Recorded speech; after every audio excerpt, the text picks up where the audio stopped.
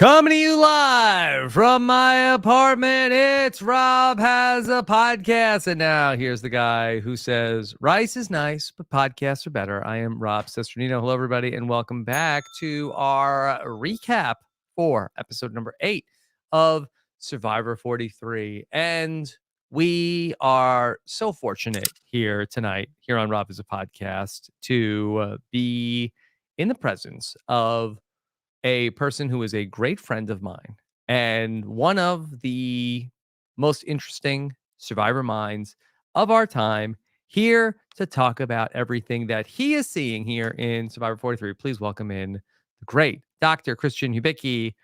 Christian, how are you? Well, doing even better after that introduction that I think I can put straight into my curriculum vitae. Yes. Thank you. Great. I'll put that in my tenure packet. Well, thank you. I just feel so fortunate that you make the time to do this. And I try to tell you this whenever we do it, that I think that, you know, you're so much fun to listen to. It's such a treat for me as well as the listeners. And I hear this all the time, to have you come on and talk about the show. And I think that we'll, you know, have some fun getting to get your perspective on where you see we're at here in the season. Well, that's wonderful to hear. I enjoy, talking to you. I mean, like so many Survivor players and now former Survivor players. It's like fun me, what we get to do. Yeah. Yeah, we get to talk about this with you and really, because otherwise, I just have to say I'm at home all the time. And as much as Emily is game to hear all my opinions, Oh, really? Yes. Again, I think she has limits, like all human beings do. So it's great to be here. So unrelatable to have a partner who is not interested in hanging on your every word.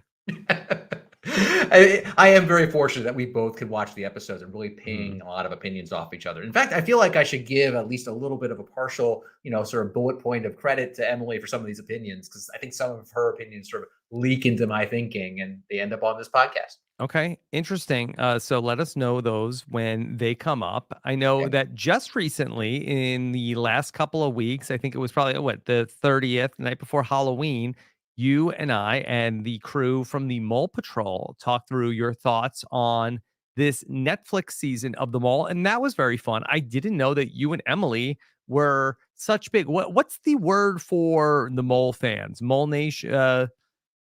I thought it was Mole Patrol, and that's why you used that phrase, but apparently that's not in the Mole Patrol. Molenoids, Moltonians. There's something there.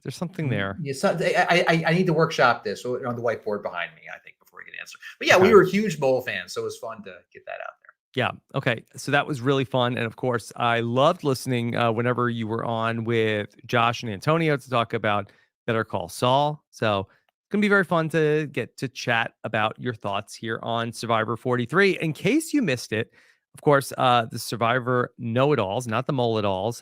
We were back together on Wednesday night. And then I got the chance to talk to Janine and had a really nice conversation with Janine. She was a lot of fun. And, when you're talking about like this thing that we get to do of, be survivors and then come on and talk about it, she seemed like, oh, wow, this is so cool to get to do this.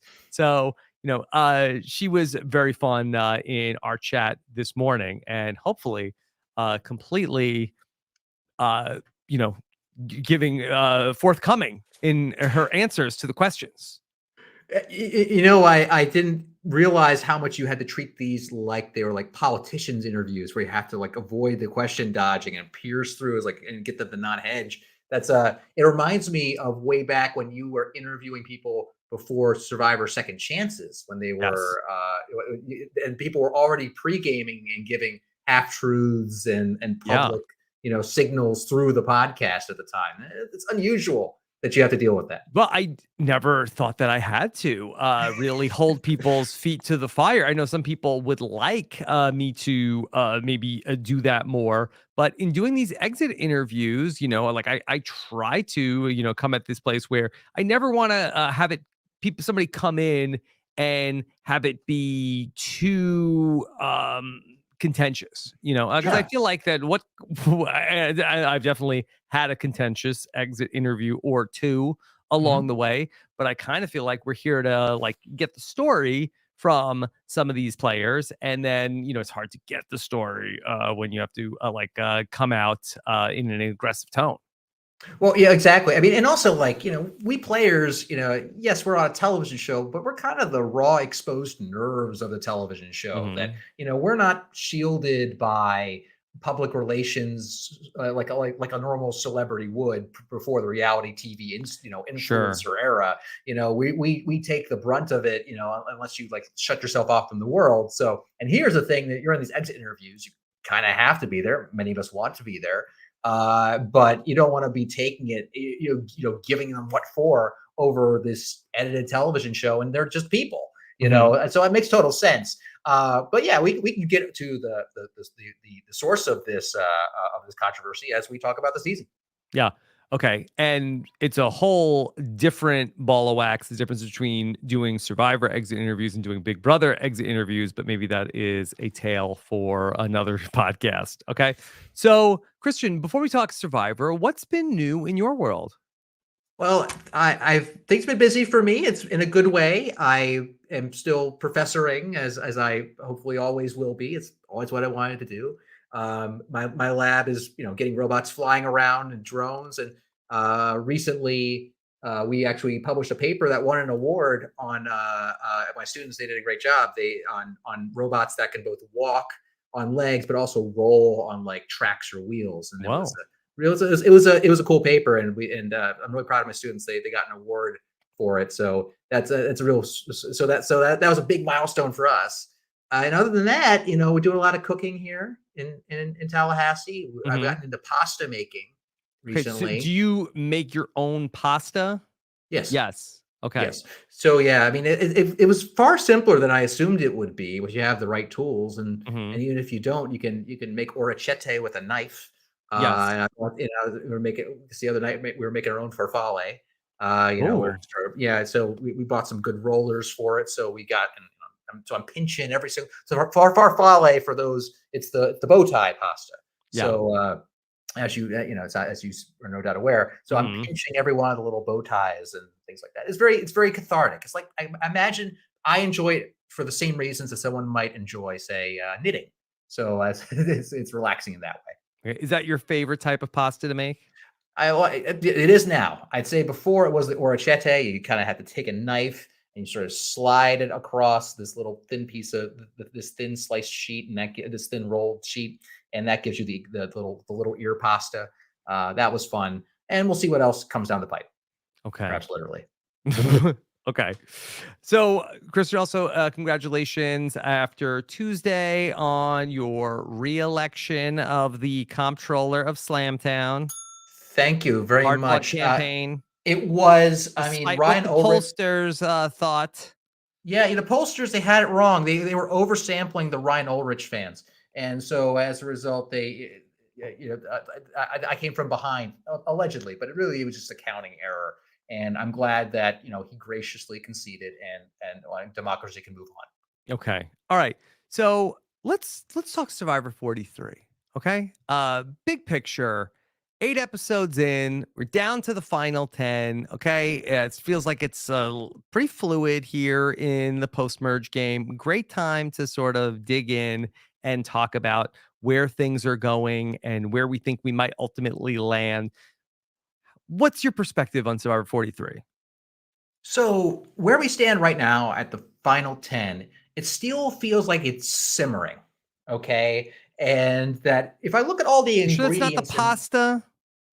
well, that too, it can be both. Why not both? Can But you give me an the analogy of making pasta to so where uh, we are in so the game right now?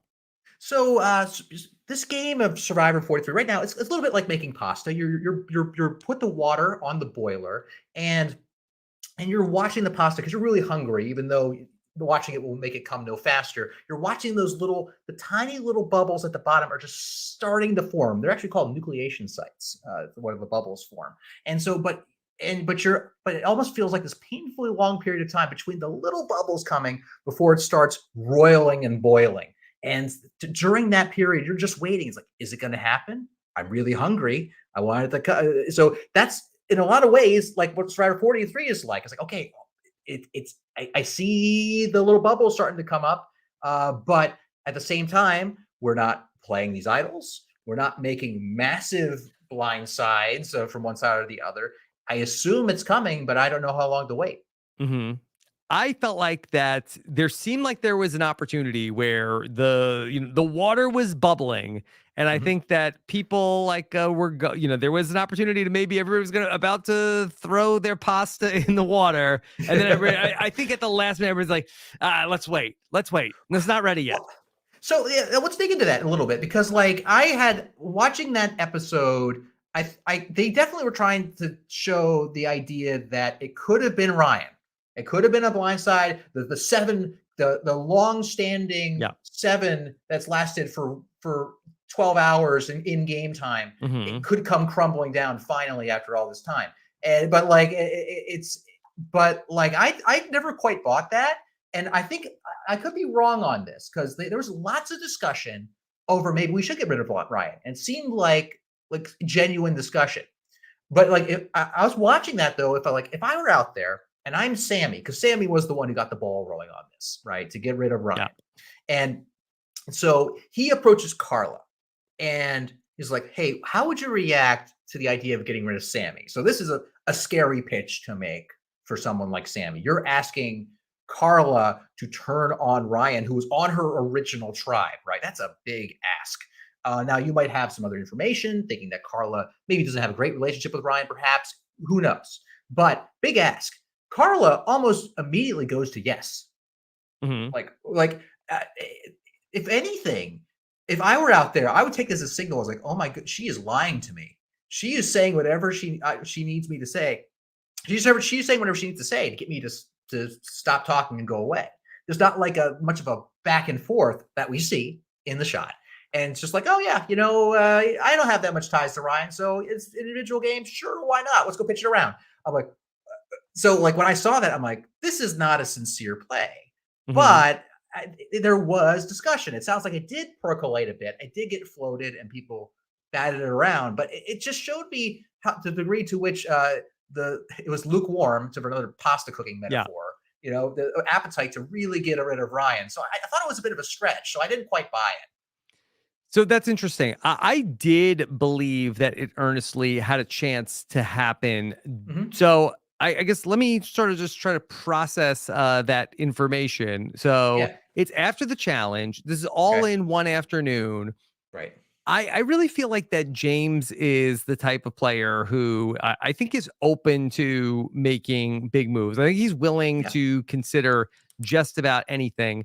And I talked about this a little bit with Steven last night that I felt like that Carla, I felt like was also open to the idea of potentially, all right, Ryan is not a very useful piece to me. Yes, he's a Coco number, but ultimately I can't strategize with him, can't really work with him. Maybe there's an opportunity to potentially do something with Janine specifically if Carla could maybe, spin off the women into, some sort of voting block at some point, considering now there's only 4 of them in the game.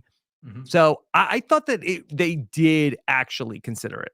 I think they did, and maybe I should nuance my point a little bit more. It didn't feel like it was like this revelation. Like, of course, just get rid of Ryan. And to me, it came across more like I have a feeling from watching how Carla plays that she will consider anything you throw at her, and I Hmm. think it's a good thing. I think it's a Yeah. good instinct for a player. She's very. I think that's why I think she's doing so well. But it's hard to discern if she's something she's really taking seriously for Sammy, I would guess. And so, but I also think that like she would pitch it around with her close allies, like James. Yeah, I think. Let me come around a little bit to your point here. That both Carla and James, I agree, would consider just about any kind of move. I mean, James is a former chess player or a Hmm. current chess player. For all at least, he was a champion Yeah. when he was a child, right? And that makes sense. It seems so odd that she was like, "Oh, okay, sure. That sounds like a good idea." Unless maybe I should give Sammy more credit for making exactly the right pitch. But Hmm. to suddenly, but it's the implications of that are really big.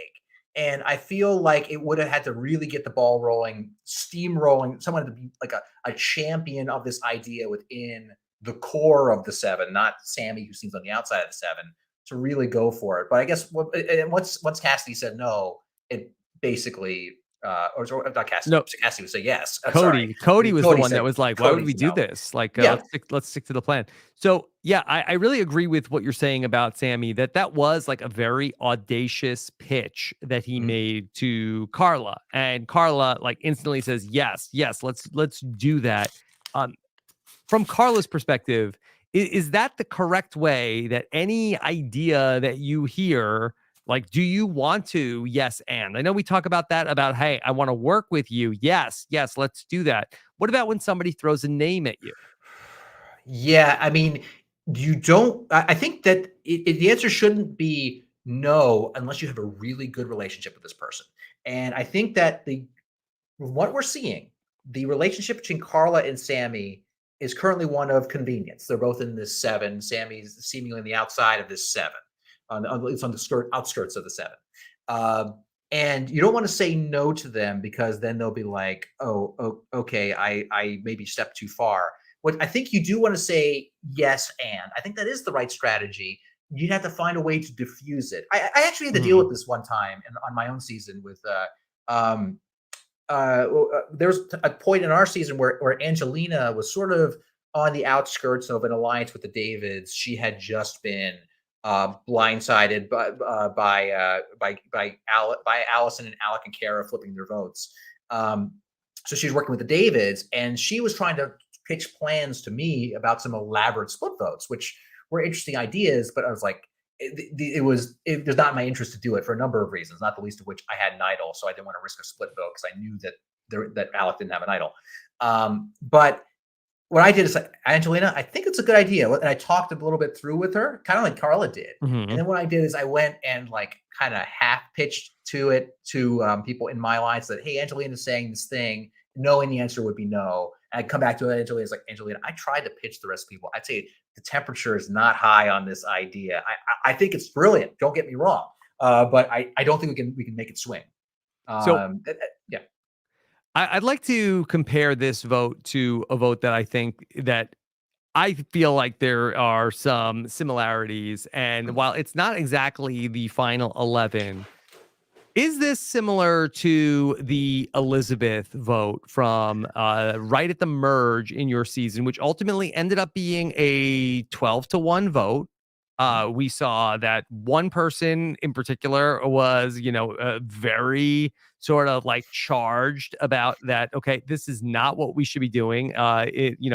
Gabby in your season, Cassidy in this season, and ultimately the people on the bottom just kind of got on board with like the big majority vote, even though it was against one of their own, just to, as Owen put it in the episode. Very astute. And I mean, this vote definitely had that feel in terms of I don't want to make a stand for no reason. I have to work with these people, and they articulated this at Tribal Council when Jeff kind of came right out of the gate and was like, every season has this Yes. social contract. I think what was the phrase? I wrote down the phrase he talked about, like some societal.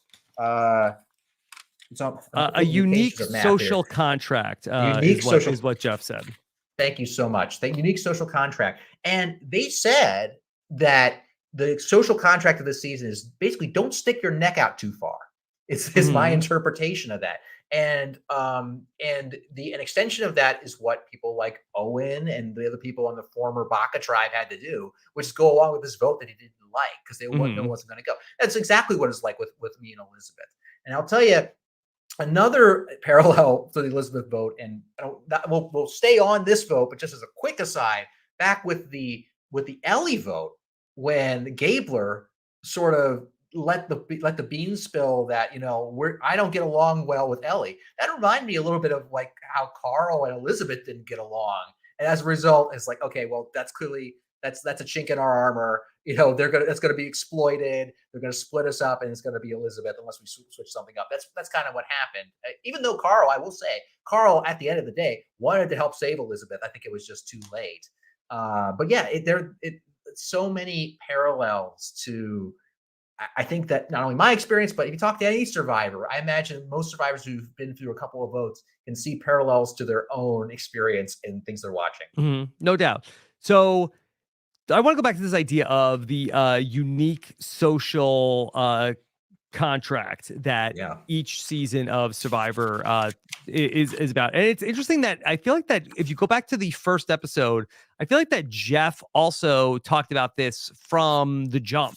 So this is something that, for whatever reason, is seemingly on Jeff's mind coming into the season, where I believe that on the mat in the first episode, he told the survivors, like, hey, you are coming into this, you are building your own society, your society will have its own rules. And he brings this up again here today. And like, I think this is something that I've heard you talk about in terms of, some things that are very much accepted in some seasons and also very much taboo in other seasons.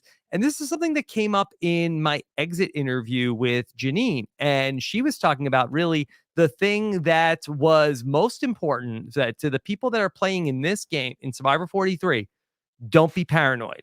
And Mhm. we saw it come up where it seemed like it was single-handedly the thing that did in Lindsay a Mhm. couple of weeks ago. And also, like, they talked about it with Cassidy at Coco, where that she was asking too many questions of Carla and James, like, uh-oh, do we have another Lindsay on our hands? And now we tied with Janine, because I was asking her about, like, did you think it was you? And while she thought that it certainly could have been her, and Dwight last week thought it could have been him, for whatever reason, if you are acting like really like threatened and paranoid, that is a reason that these survivors will only turn up the heat further against you. And I think that that's something that's interesting and maybe a little bit unique about this season. Yeah, and I like this. One of the things I like about this particular episode, which otherwise was a a pile on vote, Hmm. is it showed me some hope of what I always kind of hope for this new era of Survivor, is that if they're not going to have theme seasons, which there are pros and cons to, that a season should still have an identity somehow. Hmm. And there's a possibility that the players can really shape that identity of the show. That way, it feels more natural. That it's a thing that the players ultimately came up with themselves. It's not Jeff saying you are a hustler, you are a Gen Xer. It's something that could be more organic and natural. The problem that you gotta surmount, the challenge, is that it's subtle and Yeah. you have to bring it out somehow. I thought that if so, and you got to keep it going in a way that feels natural to the audience. So I think that would be cool. Like if the like, imagine I'm imagining a producer out in the island, that I'm watching this all emerge, and clearly Jeff has picked up on this too, or else he wouldn't have asked this question about what people are behaving like on the island. Now, when I'm a producer asking questions of the contestants, I try to frame it in this narrative that the players themselves has generated. And then it becomes an implicit theme of the season that you can then hang a story on. And that's something that is really critical for, I think, engagement of an audience, that there's a framework of a story that people can latch onto. And there's more aspects of it as well, but I kind of like that part of what I Hmm. saw last night. Yeah. Certainly, I think that's the best way to be able to tell these stories, because you used to get these stories in seasons that didn't have themes. And so that it certainly is possible to be able to do that. I want to just extrapolate out from this idea that paranoia is a real cardinal sin here in this season, because I actually think it's something that does really affect the gameplay. And I think it's actually something that is not very good for the fluid gameplay. I think this idea of paranoia being a super negative trait among the players and something that has to be rooted out, I think it comes from a very like authoritarian place. Like, I think that sort of like in a season that is top heavy, in a Mhm. season like a Boston Rob season, or where like South Pacific, where Coach is kind of running things with an iron fist. Mhm. There is no questioning of authority. And I feel like that this is a season where, the idea of like this paranoia is very much frowned upon. I think comes from, I think some of these like, big power players at the top of this structure, really being on the lookout for anybody who is, acting a little bit paranoid. Yes, and I think it's very astute, Rob, and that like when I think of like a Carla or I think of a Jesse or a James, And those, I think, are the big three. yeah, I mean those and the fact that those three are basically setting that tone, I think that does tamp down the gameplay. But I will say the hope there is that it's not actually an autocracy; it's an oligarchy at that point. It's those three, and those three know that they all can't win unless they all think they can beat each other in the final three and Mhm. all decide to go together. Which I somehow doubt based upon what we know of these players. So my hope is that at one point one of these factions splinters. I mean, this is sort of a there. This idea of tamping down paranoia via force of will and might from the top is sustainable if you are the one Boston Rob doing it, because basically, I mean, people threw around the idea that it was a little bit cult like, that you couldn't question Mhm. anything. It doesn't work so well when you have multiple leaders, Mhm. all of which only one can win. So and further, like it can all the dam can break. Like if you have a little bit of paranoia, you stamp it down. A little bit of paranoia, stamp it down.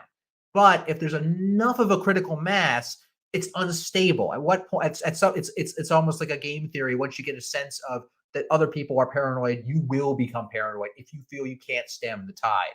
So I think what it shows, and I think this is my extension or of your point, is the amount of power that I'll just throw out those three names with Carla, Jesse, and James is just as avatars for that how much power that collective has right now. Mhm.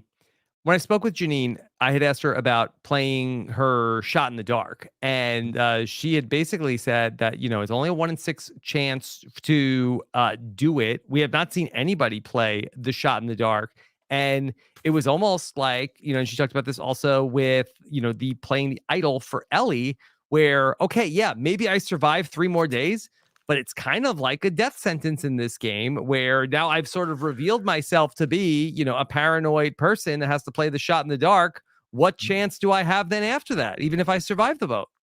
And that certainly plays into this paranoia narrative that we're now getting explicitly. Because I listened to that very nice Janine interview that you did, and I picked up on that as well, and it echoed what was talked about at Tribal Council.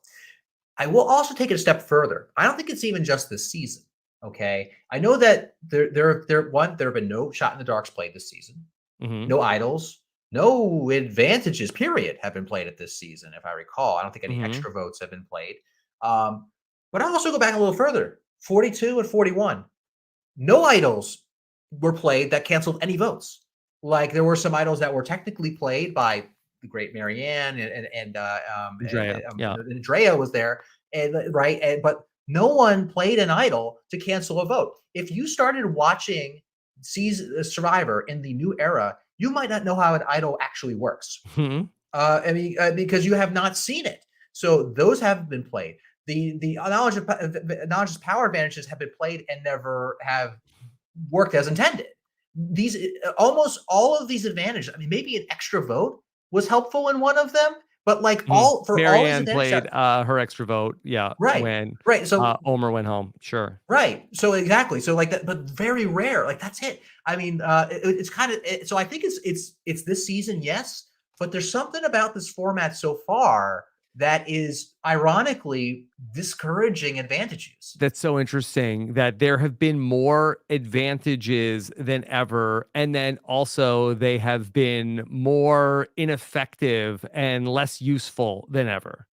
Yeah, and I was trying to stitch together a hypothesis as to why this could be. Because one, I don't think it's the players. The players, as always, are one very well cast. The casting is as good, if not better, than ever. In terms of these very interesting people they put on the show, and not only interesting, they're ready to play. They all understand it's a game where moves at some point will have to be made. They're being more cautious this season than typical, but I think that's sometimes a good idea. I don't think it's the players inherently that are not primed to play advantages. Um, Another option is just the fact that now advantages are just so well known. Now everyone knows where all the idols are, save one glaring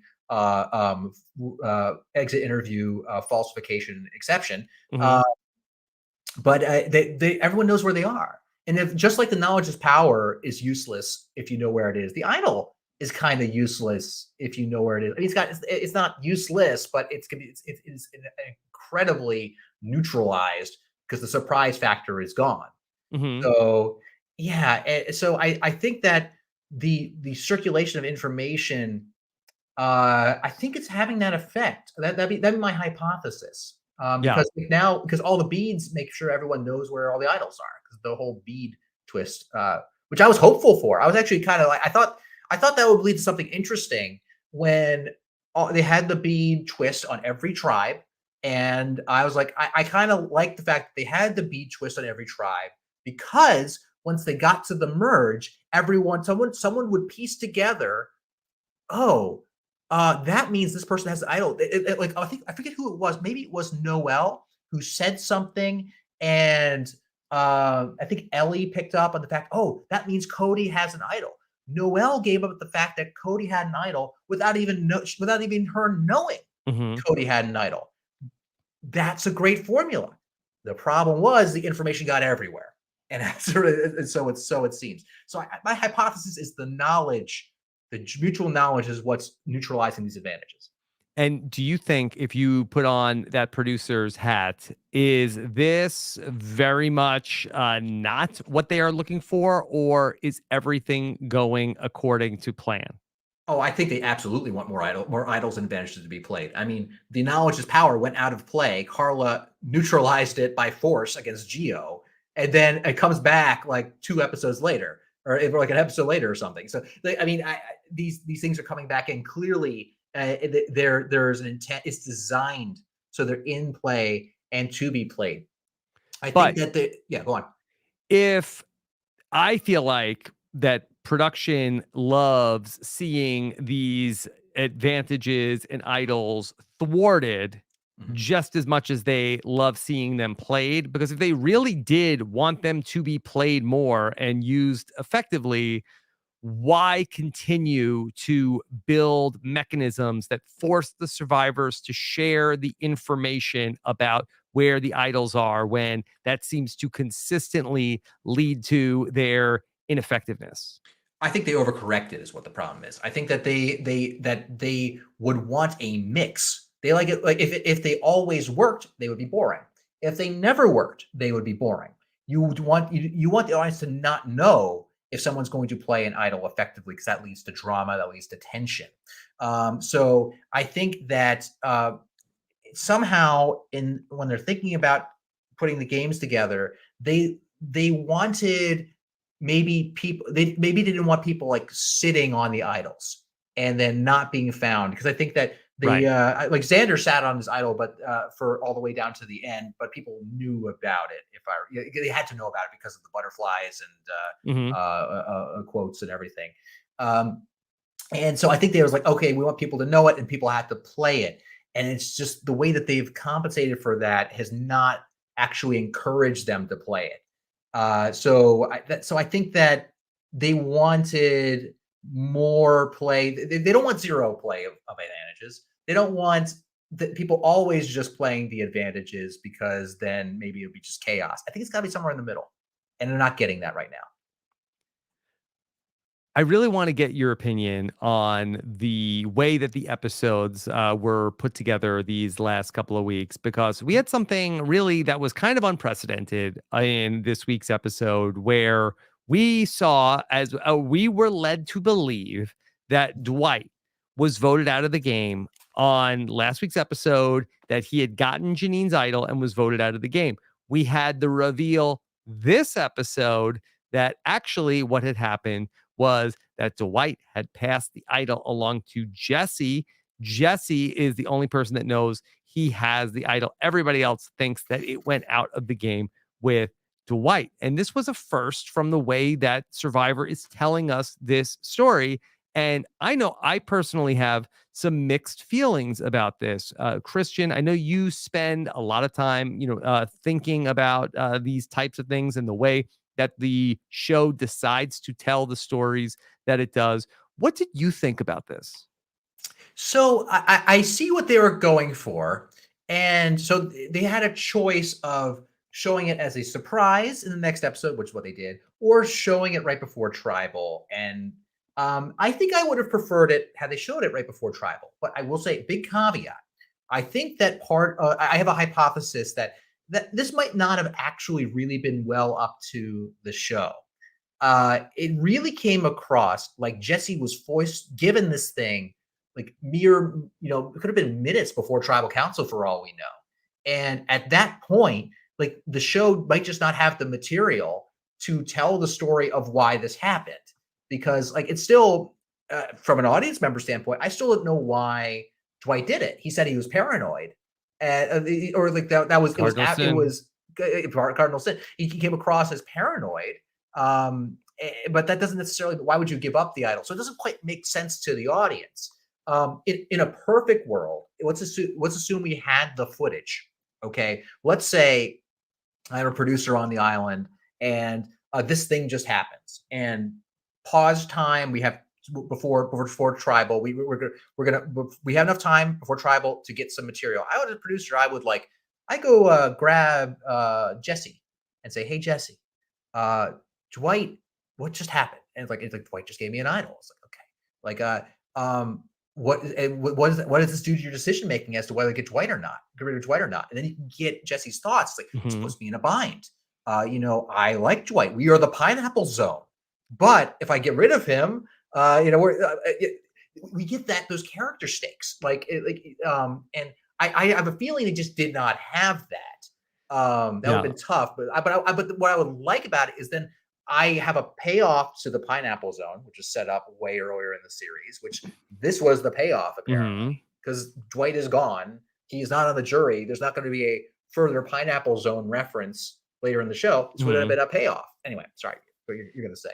Yeah, I really am coming down on the side that I didn't love that they did this. And I understand why they did it, because I think that they felt like, okay, pound for pound, we're getting like the most pops here in this episode, where we watched last week's episode and we thought that Dwight was holding an idol during tribal council. And yes, there was probably more tension at that tribal council because we thought Dwight was holding the idol, and is he going to play it? And it was also, is it going to be James who gets blindsided? We sat and watched that episode last week thinking that James was going to be the blindside.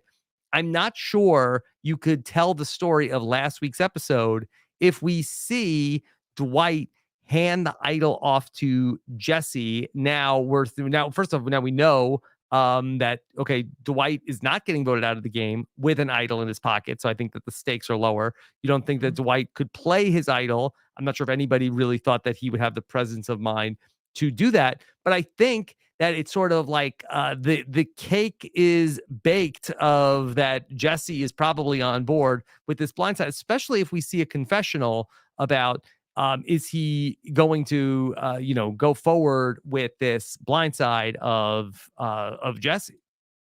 Yeah, I would have, from a storytelling standpoint, I would have, if we were going to treat it in a different way, where we know that Jesse is going into tribal with the idol in his pocket, I would reframe this decision as Jesse's decision. Yes. What is Jesse going to do? Yes. And if there's material of Jesse saying, "Oh, I'm absolutely getting rid of Dwight," you just when he's talking to the other alliance members, you just don't show that. You instead, this is Jesse's dilemma, and this is and it was set up that he was in the pineapple zone with Dwight. There was the talk of, I think episode 3 is titled "I'm signing the divorce papers," which was the divorce between him and Dwight. Yeah, so after the Justine vote. Yep. So I think that and what it tells us something is more about Jesse's character in that moment, a character who is moving forward into the next episode. And we know something about him. We've already gotten heart from Jesse. We got him. We got him conflicted over NECA. It's like, I don't want to send NECA home, but he sent NECA home. But that was maybe a situation.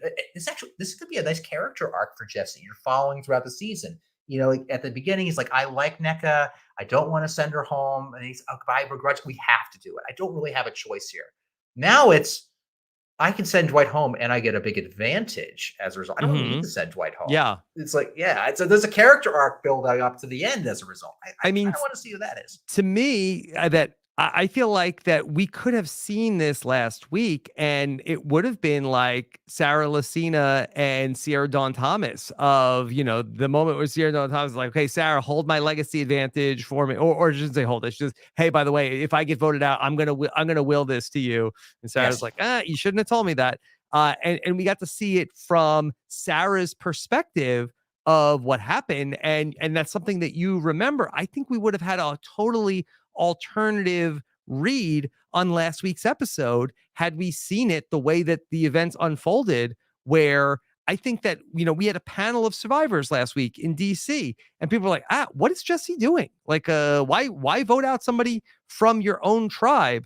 But then to get this alternative history of actually, one of the things you didn't know was that Jesse not only voted out Dwight, but also got, not just took Janine's idol out of the game, took the idol from Janine. Basically, he had knowledge is power without anybody knowing it, which we've talked about how overpowered is knowledge is power. Well, Jesse just pulled off a secret knowledge is power and then voted off Dwight. And what we don't know is, was that decision already made to vote out Jesse at the time that he took the idol from him? Or absolutely, or like, did he that I'm holding the idol? This is the perfect crime. Let's get Jesse. Dwight. Let's get Dwight. Oh, it was beautiful monologue. Don't worry. That was that's exactly. We'll fix it in post. Yeah, and that's what we need, and makes you really feel something about Jesse, and like as a strategist, as like that. It's the kind. It would have been so gripping, in my opinion, which makes me feel on some level maybe they just didn't have that material. Because the way it's presented now, I'm watching this, I'm like, did Jesse know at the time the decision was made? Did he have his idol? That's it. And because if he didn't know, it's kind of like it fell in his lap. It's like, oh, that's great, awesome for Jesse. This is amazing. Basically, someone gave him a free secret idol, which this situation for him is incredible. It's incredible, and that not only does he have an idol that no one knows about, it's not even an idol that people think is in the game. It's and in a season where everyone thinks they're so sure as to where they know the idols are. So everyone has false confidence with the fact that he does not have an idol. In fact, get rid of Cody's idol ASAP if you could. That way you don't have to worry about people accidentally targeting you with your second idol.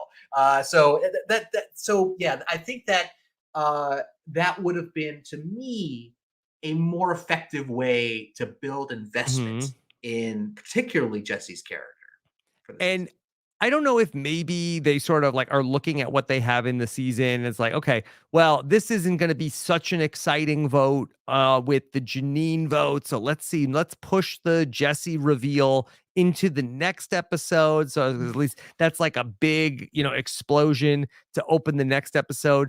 But I just think that the Dwight vote becomes so much more epic when you then have the information where Jesse has gotten the idol from him also. I mean, first off, Survivor owes Jesse a Fishy Award because he certainly would have gotten a Fishy last week if they would have included that in the episode. I don't even remember who Steven gave it to. I think that he was struggling to come up with who it should be.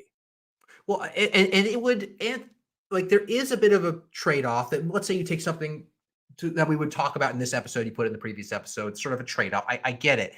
But what it would give us is a better why Dwight. And I think that the rationale with Cody and Jesse was something about weakening Noelle by getting rid of Dwight. And I'm always a little, I've never quite understood the weakening hypothesis for getting rid of someone. You're still making that person you're trying to weaken very mad, and now they know that you're trying to weaken them. You better have some kind of backup plan there. I guess the idea is that Noelle is What's she going to do anyway? Where's she going to go? Is she going to go, vote with Baca? I mean, she was tempted, it seemed, or Mhm. something, but they didn't have the votes. But I think that having a stronger motivation of why Dwight would make sense. And also, like, it's not a terrible stretch to understand why they got rid of Janine. It was sort of she's on the bottom. We need an easy vote. We'll take her out.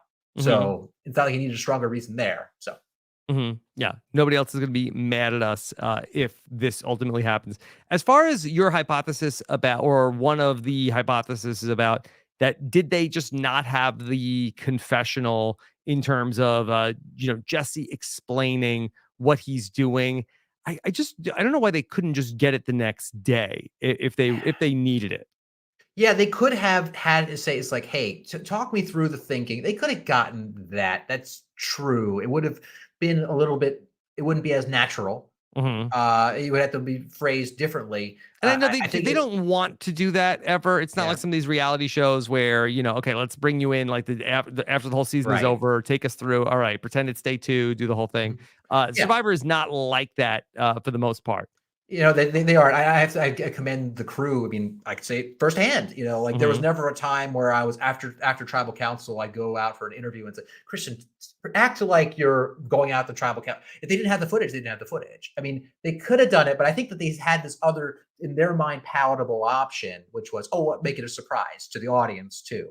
And they're playing around with that tactic more, and I think it can work. I mean, we discussed this in one of our previous podcasts, probably most presciently in season 41, when there was the genius style reveal Yeah. of Xander, giving his idol to not Evie, but someone else Tiffany.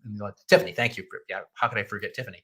Mhm. But so like, they're playing with that format a bit, and I think that has a role. But I think when you have to wait the whole week, maybe this would be a better on a binge kind of thing, Rob. Yeah. Maybe it might Maybe. play better. But I think that they're playing with this kind of alternate ways of doing the storytelling, of trying to show things after they happened. And I think it has a role, but I think that the way that you differentiate if it's a good idea or not is whether it confuses the motivations of the characters to Yeah. the audience. And I think that, like, Xander hiding the idol, it's sort of a situation where, like, does Xander know? Does Xander, like, what's the plan here? Is he going to get his idol stolen? And, like, nope, they knew and they figured it out. This is their solution to the problem. Mhm. This was, I lost some motivation. I think that's why we're Yeah. struggling with it more, Rob. And this was a conversation that Tyson had with Xander on Tyson's podcast, where they were talking about the editing style, and Xander was saying that I saw a clip of this from the Pod Has Spoken podcast that Tyson does, Mhm. which he does a great job on every week. Okay. So Tyson was talking that he wants to, as a viewer, feel like, okay, I understand the motivations of all the players. Xander said, well, actually, like, the way that editing this way makes you have the perspective of the player, where you don't necessarily know what was going on. And Xander was making the case for it, Mhm. but you know, I. I'm not the player. I am somebody who, I'm watching the poker game and I can see what everybody's hold cards are. Yeah, I think that, and in defense of Xander's point, I mean, obviously, we don't know everything that's happening, like, right as it's happening in the chronology of the story. Otherwise, tribal council would be incredibly boring. They withhold the result of tribal Mhm. council, but they don't make you wait very long for the Right. result. Right. And I think that, again, this also might be exacerbated by the fact that we've had a week to process what was going on in one way with Jesse, but then are now sort of had the rug pulled out from underneath. If you're watching this on Netflix or something, in some way, if they ever bring it to Mhm. Netflix, the autoplay, you might feel a little. I think it'll play better. That is not too No much doubt. different. Yeah. So, Okay. yeah, So go on. now I guess it's our job to then, if we have incomplete information. So I guess let's try to see if we can figure this out. Okay. Did Jesse, in your opinion, already know that Dwight was going home when he was handed the idol? or did he change the vote based on what had happened? I would think that if he changed the vote based on that decision, that would have been you show that quote to us, the audience, because that's I think what happened was it was just a sheer happenstance that he came back and dropped his idol in his lap right before tribal. The decision had Hmm. already been made, and at that point, like I'm trying to put myself in Jesse's shoes. Let's say I'm about to blindside someone. They come up to me and they say, "Oh, here's an idol," and they walk away. Hmm. I would be just dumbstruck, like, okay, I guess this Yeah. happened. And that seems to more fit with what we saw. Happy to be wrong, though. Yeah. So, So I guess the next question about this is okay, so that if the idea is that did Jesse just get lucky where that Dwight comes to him and did the show maybe sort of like let Dwight save face in that could you imagine, how the episode comes across from Dwight's perspective where he's holding a hidden immunity idol mm. and then pulls aside someone who's about to vote him out of the game, says, "Here, take my immunity idol," and then proceeds to get voted out of the game. Well, I would say even if it's a situation where like Jesse gets the idol like seeming out of nowhere, I do would want I one thing I would want to point out is that he did work to get it. The fact that I think one thing that's underappreciated um in a survivor player is people who maybe even seem like lucky things happen to them, or Yeah. they seem to be saved by other players. A lot of work goes into that is harder to highlight. There's often a reason why he's trying. I mean, Dwight had to trust him, and like even after, by the way, Dwight was blindsided by Jesse. So there's skill in getting people to know what you who want to work with you, and this is something I gotta give Angelina credit for, that she actually did pretty well in my season with me. Like Angelina tried to vote me out like several times, and but she always came across like she was willing to work with me. And so as a result, there were times where it probably would have made sense for me to just turn to the Davids and say, "Let's get rid of Angelina." I probably would have been a very good move for me at certain points. But in the back of my head, I'm like, I might be able to work with Angelina down the line. She still seems amenable for working with me. So in a way, I have to give her credit for that. And similarly for Jesse, I mean, that just idols don't literally appear in your lap for no reason. There was work that went into it. Now, the other part of your question is production doing Dwight in that scenario? Is production doing Dwight a solid? In a way, they are, but I think we're just confused instead because we still Mhm. don't know as an audience why he did this, other than he was quote Who paranoid. initiated the conversation of did Dwight go up to Jesse and say, "Hey, you know what? Let's be extra safe. You take the idol." And Dwight, who or Jesse, who's already voting out Dwight's like, "Okay, yes, that's a great idea." Or does Jesse, who knows he is going to vote out Dwight at that tribal council, say like, "Hey, you know what? Nobody will ever suspect. You should give me the idol." It's like, okay, okay, good, good, good, good. If that was, I mean, if that second one where Jesse coerces it out of Dwight, it's almost happened. It's like a crime. It's not on camera. I know that Malpractice. Yeah. it's malpractice. Like it's malpractice. So and there was a camera there. Unless that camera guy just happened upon that conversation right at the point where the idol was being handed over. The like I can't imagine if they had that footage. They absolutely would have played that. To me, I think it's the show trying to make the most out of a seemingly random event that's very hard Hmm. to Yeah. explain. And also, like I perfectly, I mean, I can't wait for the exit interviews eventually that answer this question. But it makes sense to me that Dwight, like sometimes you just don't act rationally when Yeah. you're panicked right before a tribal council. So maybe the Occam's razor out of all of this is okay. Dwight, decides okay. Let me like. Oh, okay. One last switcheroo. Jesse, come here. I'm gonna give you the thing. Okay, happens like very very late in the game. Yeah. Jesse knows that okay. That Dwight is going home. He accepts it. They're able to one let Dwight save a little face by not in his Mhm. boot episode handing the hidden immunity idol to somebody who's going Yeah. to vote him out. Yep. Two, have a more tense tribal council in last week's episode because you're sitting there thinking, okay, Dwight is about to be voted out of the game with the idol.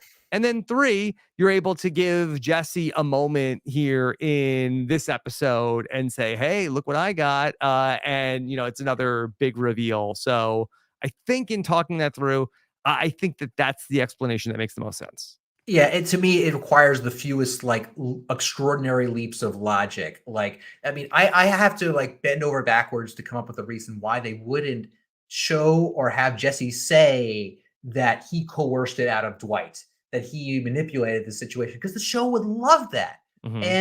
And I mean, Jesse is not going to be afraid or ashamed to say that. I mean, he's playing the game, he's playing it hard. So that makes the most sense to me, and I can't fathom it's hard for me to fathom a creative reason that they would be slow playing Jesse's skill. I mean, we've already established, in terms of like airing on television, they've already established that from the very beginning that Jesse is willing to make some clever moves to advance himself. Here's where it would make sense. Like if you have sort of a instead of Jesse, it's a character that is not thought to be hyper strategic, and then you basically have a Kaiser Sose moment as you go throughout the season where this person, you certainly realize this person was brilliant all along.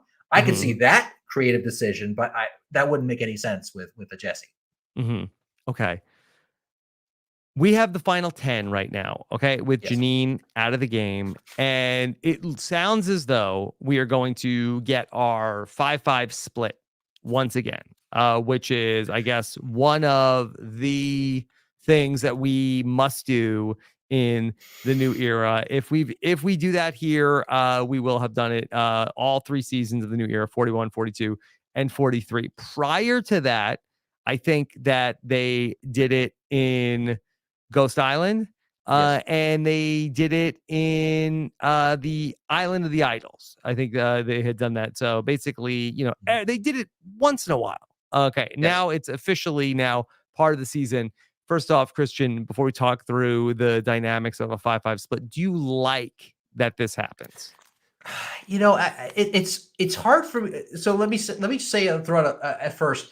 I think that would have happened on season 37 had B Nguyen not left because of her knee. Oh, Because if we didn't have her leaving, we would have been a vote behind schedule.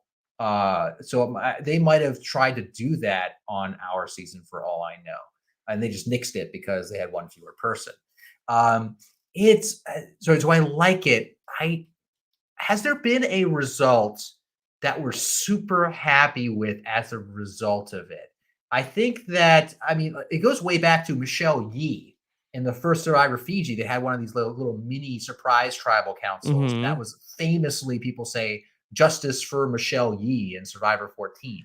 yeah. Now the difference was there were not 2 tribal councils. They basically had the merge for 1 vote, and then they unmerged and went to 2 random tribes. Where Michelle Yee got hosed at that vote. So in the recent history of it, we had a pretty it tends to be one interesting vote and one not so interesting vote. Where Michael Yerger got voted out, where then Wendell and Dominic had, Kellen and Laurel voting at each other in that spot, which really went a long way to sort of help their end game prospects in that game. And then Jenna of Seabass and Jenna got voted out, where I think that Donathan said that he would have played the idol on her, but then didn't. I'm a little bit I don't need to rehash the whole thing. I mean, yeah. And in 41, I mean, the reason I'm more thinking maybe my more recent memory, because of course this is the modern era. But can I highlight 39 also? Because sure. I think that, to me, the 39 one was maybe the most interesting of them. Where in season 39, you had a tribe split where there ended up with just 5 people, and there were 4 women and Tommy Sheehan. And of course, that there was a plan of okay, this is obvious. Hey, let's go ahead, and I believe it was Missy Elizabeth, it was Karishma, Elaine, and Tommy. And so where Karishma was kind of the swing vote, where Missy and Elizabeth said, okay, we're voting out Tommy here. And Tommy and Elaine were able to turn Karishma around to get her to vote out Missy in that spot. But that to me was like the one time where a person who was like a viable winner threat, who was in a good position, was down in the numbers and had a chance to be taken out of the game in that spot. And I think that ends up being, like, when you look back at that game in 39, the only time that Tommy was vulnerable to lose that game. Yeah, and I will I'm going to say this has a potential to be good, very good this season because of the dynamics that we have. Right now we have uh a couple, like a handful of power players that appear to be in control. You have Who all Sammy, have advantages. who all have advantages. You also have Sammy, who's he wants to make a move. The guy wants to make a move, and that and you know, bless him. I've been there. I've felt that feeling that he seems to have at every single vote that to make a move. So you got people who are in power. You have people who want to make a move. You have people who will feel and know they're on the bottom, and you have a bunch of advantages. So and now people will be start to get scared that there's now an opportunity. Fewer votes need to flip in order to take somebody out. And there was an attempt of an attempt that was then aborted against Drea. That could have worked, right? We just haven't seen it work yet, and maybe this will be the time it does, where you get like a really game changing outcome from these small votes. I mean, we also potentially could have had it in 41. I remember this is when I temporarily hijacked the Survivor know-it-alls to talk to Steven about the use of the extra vote at a tribe of 5, and when the extra vote would count, it would count in the revote. And as a result, the extra vote is incredibly powerful in a tribe of 5. And we have a steal vote. And we have a steal vote. That's basically extra powerful, right? So it could be a good opportunity to clear some of these advantages off the board in a way that's kind of exciting. Because the people will not be necessarily protected by the strength of their alleged numbers. So it could be great. It's surprising it hasn't been like a major inflection point in these seasons yet. I don't know why it really hasn't in my mind. Do you think that everybody sort of taking the safe way out at that last tribal council, where, okay, let's just make it the easy vote. Okay, let's just make Janine and let's keep our powder dry. How many players do you think were just thinking about, okay, I just need to get through tonight. I just need a seat on that bus because tomorrow we're going to be in tribes of 5 and maybe I get a favorable draw and can make a move. So I'm curious about that too. I want to know what people think, because these players, they saw season 41. They did not see very much of season 42, if very much at all, if I recall, because basically when they went out there, so they would have seen it once. And this is another thing that, you know, from the episode, like when Jeff is now declaring and gaslighting us all by pretending these are time honored traditions that we all understand, and he even said when? as all since when, that made me cackle when he said that, Rob. But he even said, as smart players will know. And I was like, man, I would have been a dumb player if I were out there. I wouldn't assume just because I saw it one time that it's going to happen in my season, and wouldn't be banking on that. Hold on. Like, which is it, Survivor? Because like, hey, this is what's happened in past seasons. So smart players know. When, how many times did Jeff say, never assume on Survivor? No, like, drop your assumptions because you can't predict what we're going to do. Yeah. And I think that I think this is Jeff's mode. Like, you know, Jeff, when he goes into his performance mode at when he's doing his spiels, he wants there to be import and impact and a greater message and purpose to everything that's being said, because Survivor is a show that I think largely for the better takes itself seriously. And I think that's a lot of the tone of Jeff. So and I think what that leads him to doing is sort of overly aggrandizing certain things where they don't need to be aggrandized. You don't need to pretend this is a tradition now. It's just a thing you're doing now, and you can ditch it later or keep it now. And also, it's a tendency to double down on things he's done recently. Like I remember when I was about to start season 37, I was kind of in a similar boat where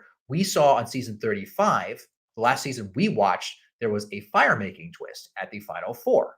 And all of us are like wondering, are they going to do it again? We hadn't seen the end of Ghost Island. We've seen like 4 or 5 episodes of Ghost Island. We don't know if they do it for sure, or if they're going to continue it. So we all got to meet Jeff very briefly before we got to the island. And the first thing I asked him was like, "So Jeff, we're doing the fire making twist," and he's like, "Why does everyone keep asking me that? Of course we're doing the fire making twist." I'm like, oh, okay.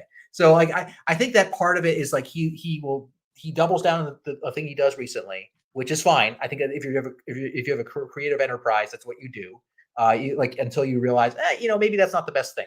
And two, I'm not sure he's done this so many times. I think it's hard for him to put himself in the position of us like these terrified new players who don't know if something new is going to be happening or not. That we don't really know what the meta game is, like and how twists are introduced. So I think that's where it comes from. So, but back to your point, this is now a tradition. So according to Jeff, do these players know that? They certainly watched 41 with like a hawk. I mean, if you're about to go on Survivor, almost everyone will pay very close attention to the season that's airing right now. Some of the people out there, this might be the only season that they've really ever watched intently. And so maybe they'll say, oh, final 10, they did a 5-5 thing. That might happen again. So I think that's not outside the realm of possibility that some people are at least prepared for it. And so, yeah. Just to look forward a season, that the players that are playing in Survivor 44, they would have seen season 41 and 42. So if they are doing these things a fourth time, I would think that those players in Survivor 44 are going to be extremely prepared, because they will have known, okay, they did this in 41 and 42. There is a very realistic chance that is going to be happening here with us in this season. Just the way that players just played it kind of safe, that I do wonder if it's like, hey, well, what am I going to make a big move right now when I might have, like, for the Owens of the world, for the people on the bottom that should I stick my neck out for Janine here in this spot when I might have a better chance tomorrow to really shake things up? That could certainly, if they were thinking that, I could totally see that as an enhancement to that impulse. But that it also happens in season where there is no cavalry coming over the hill in the form of a split tribal. It just we're really, it's just, I need to make it to the next tribal. I gotta hope something happens. If I'm out of the game, there's no hope. If I'm in the game, something can happen. And in these seasons, something tends to happen. So it's almost it's very difficult in the modern era of the show, like in the last, not even just the last 3 seasons, but in the past like 13 seasons, to definitively predict who's going to go home in the next week. There was an era, some of us played in this era, where now this tribe's going to get picked off. Long gone is that era where you can say, oh, next week, Zoe's going home from the old Marquesas. So I think you don't need that to explain it, but I could see it being an enhancement. Who do you think is very vulnerable going into the 5-5 split? If I wonder about Sammy. I mean, Sammy, I like him. I like that he wants to be a mover and a shaker. He might be the one who wants to initiate a move. But this is just my feeling when I'm watching this as a former player. Like when he put himself out there as the champion of getting rid of Ryan, and it doesn't go off. It's now out there in the ether that you tried to make a hit on Ryan. And make a hit, take it. I forget what call a hit. Yeah, so, make a hit. Put a hit. Put a hit. That's put a hit on Ryan. And so like that's dangerous and something that can be easily used against you. That's something that many people, everyone in the game, maybe except Ryan, is aware of. How many people knew about the Ryan vote? Everybody. Yeah, seemingly. I mean, I know Ryan is not the kind of person who's spending a lot of time around camp strategizing and politicking votes, but I can't imagine he's also too thrilled that someone was lobbying to get rid of him. And so, I mean, maybe he takes it as a compliment, as a potential threat of some sort.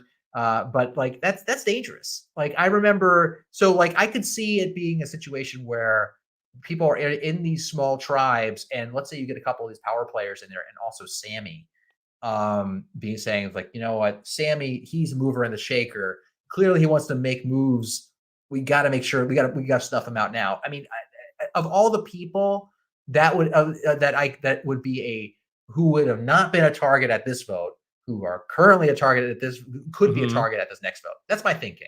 Yeah, that 7 is getting a little bloated. Okay. So when they had 12, it was 7 versus 5, and they blindsided Dwight. And now it was now it was 7 and really 7 against 3, or 7 against 4 with the people in the bottom. Now it's 7 against 3. If you are the 7, I don't think that you necessarily need Sammy as a number. And so he certainly could be somebody who gets targeted, but I kind of feel like that I don't think we get targeted unless it was a scenario where he flipped with 3 or 4 of the Coco members. Yeah, yeah, and it's hard for me to say like, so because it really, this is an opportunity for someone like, you get a Gabler and Owen and a Sammy on the same tribe. I feel bad for whoever's on the other side of it. You know, that's whoever it is. Right. They'll make a move. I mean, Sammy wants to make a move. Owen wants to have some kind of power. I mean, it doesn't need to be that many. Who has this? Noel has to steal a vote, Well, right? okay, so I think that the trouble for Sammy could be potentially, 2 Cocos and a Jesse or Cody. And we saw that Sammy and Cody were bonding in the last episode, so maybe it's not necessarily a done deal. I do wonder that will all 4 Coco come through this 5-5 split? I say that at least one Coco goes home. That would make sense. I mean, one, you have the most Coco, most Coco. It was it's 4-3-3. 4-3-3. Yeah. And there seems to be. I mean, if you were to Occam's razor and look for for this whole season, a lot of it seems to be there are too many people in this one faction. Knock off a couple. Like if you you have the granular politicking of individual votes. You have Gabler-Geddon happening at the pseudo merge, and like that's all interesting, but like on a high level view, you're like, okay, well, there are too many people on the old Baka tribe. Maybe knock off 1 or 2. Okay, now they're down to 3. There's 4-3-3 Coco, and this makes sense a bit with the structure of the season, that there are no swap tribes. For your only significant connections from this season are from your starter tribes. Yeah. That's all you have until the merge. That's it. So as a result, like you're probably looking at these things as being chess pieces that, like as viewing them in part in groups of 3. They talk about the 7, but I think in the back of their heads, I mean, they're probably thinking these Cocos. How many Cocos are there? How many Bakas are there, etc. Okay. And of course, Noel's vote steal plays, Yes. I think, a big factor in this next round. And she's been spurned. She was spurned hard by the Dwight vote. So I think that looms at least medium large, if not large, for this vote. I mean, if she laid low at this last vote, and so what are the mathematical implications of a steal of vote in a 5-person tribe? As our resident voting mechanics expert Steven tells us, is that any votes that you gain via an advantage, be it a steal a vote or an extra vote, they carry forward into revotes. So that would mean that any ties that happen you will still get to revote with that extra vote after taking away the vote from somebody. Mhm. So if you're in a tribe of 5, and Noelle steals a vote, she effectively has 2 votes. At which point she only needs one person to vote with her, and well, she has a strict majority. Because it would be 3 versus 2 against whoever she Yeah. wanted to vote against. So I mean, it's incredible, and the revote actually would be irrelevant there. But Mhm. it's only in the extra, but the extra vote is what I'm getting at. The extra vote, you would go to a revote and you would get your way. I think that the big things that Noelle needs to worry about is that the idols, there are 3 of them that are in the game. They are all in the hands of people that I think that she would target at this potential 5-5 vote. And the other person who she might target is James, who has the knowledge is power. Yeah, it's a tough, and who can steal her advantage.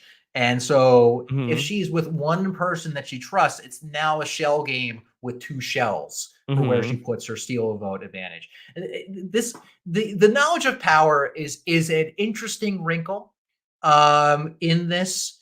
It's a little complicated. I think for how the effects of the game are complicated. You get all these wild idol shuffles that and I think, but this might be a situation where there's a more clear shell game that you'd play with it. So I think that this 5-5 would be. I'm excited for it if they in fact do it. Did they tease it in the preview, or is this just The Jeff 5-5? speculation? Yeah, Yeah. that they talked about that there were going to be 2 immunity necklaces up for Mm. grabs, and I Yes, believe they also said that 2 people were gonna be going home. So, yeah, that's they it. didn't Done. specifically say 5-5, but that's what it sounds like to me.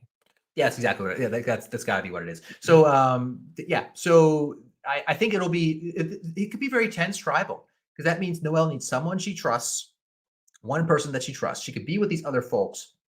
Are they all going to play their idols? Or is that's going to be a bit of a game of chicken? Mhm. And who's going to The actually chicken has have flown the the advantage? coop. And chicken has flown the coop in the form of this idol, this advantage steal. But Mhm. so I think this could be an exciting one. I'll put my marker in there. I'm excited for this one.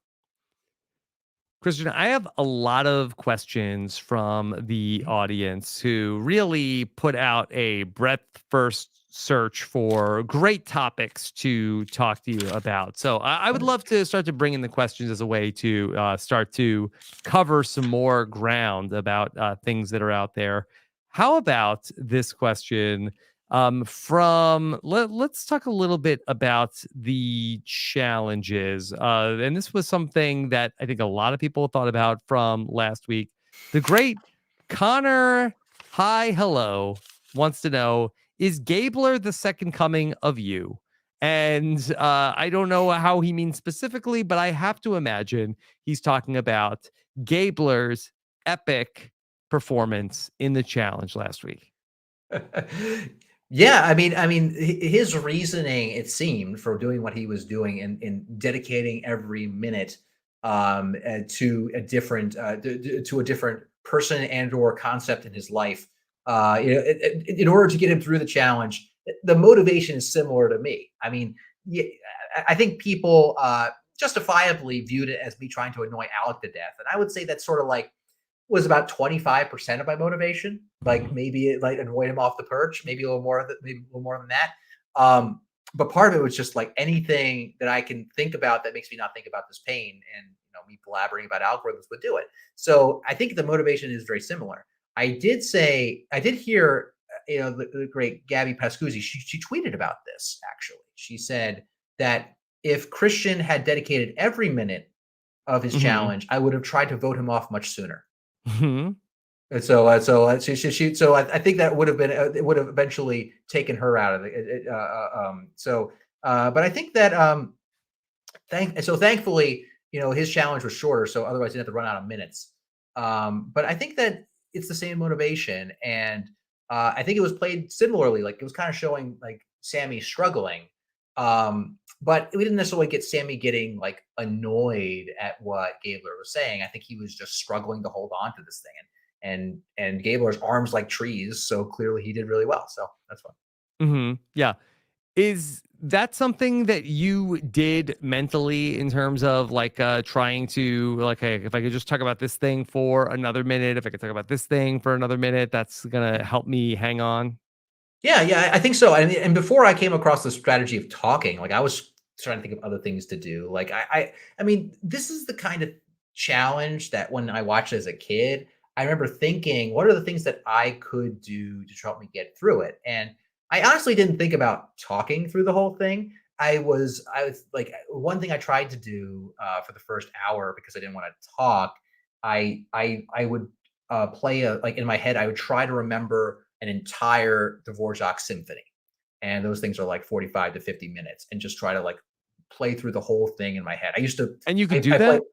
yeah, I played a lot. I played a lot of symphonies in my as a clarinet player. Incredible. Well, thank you.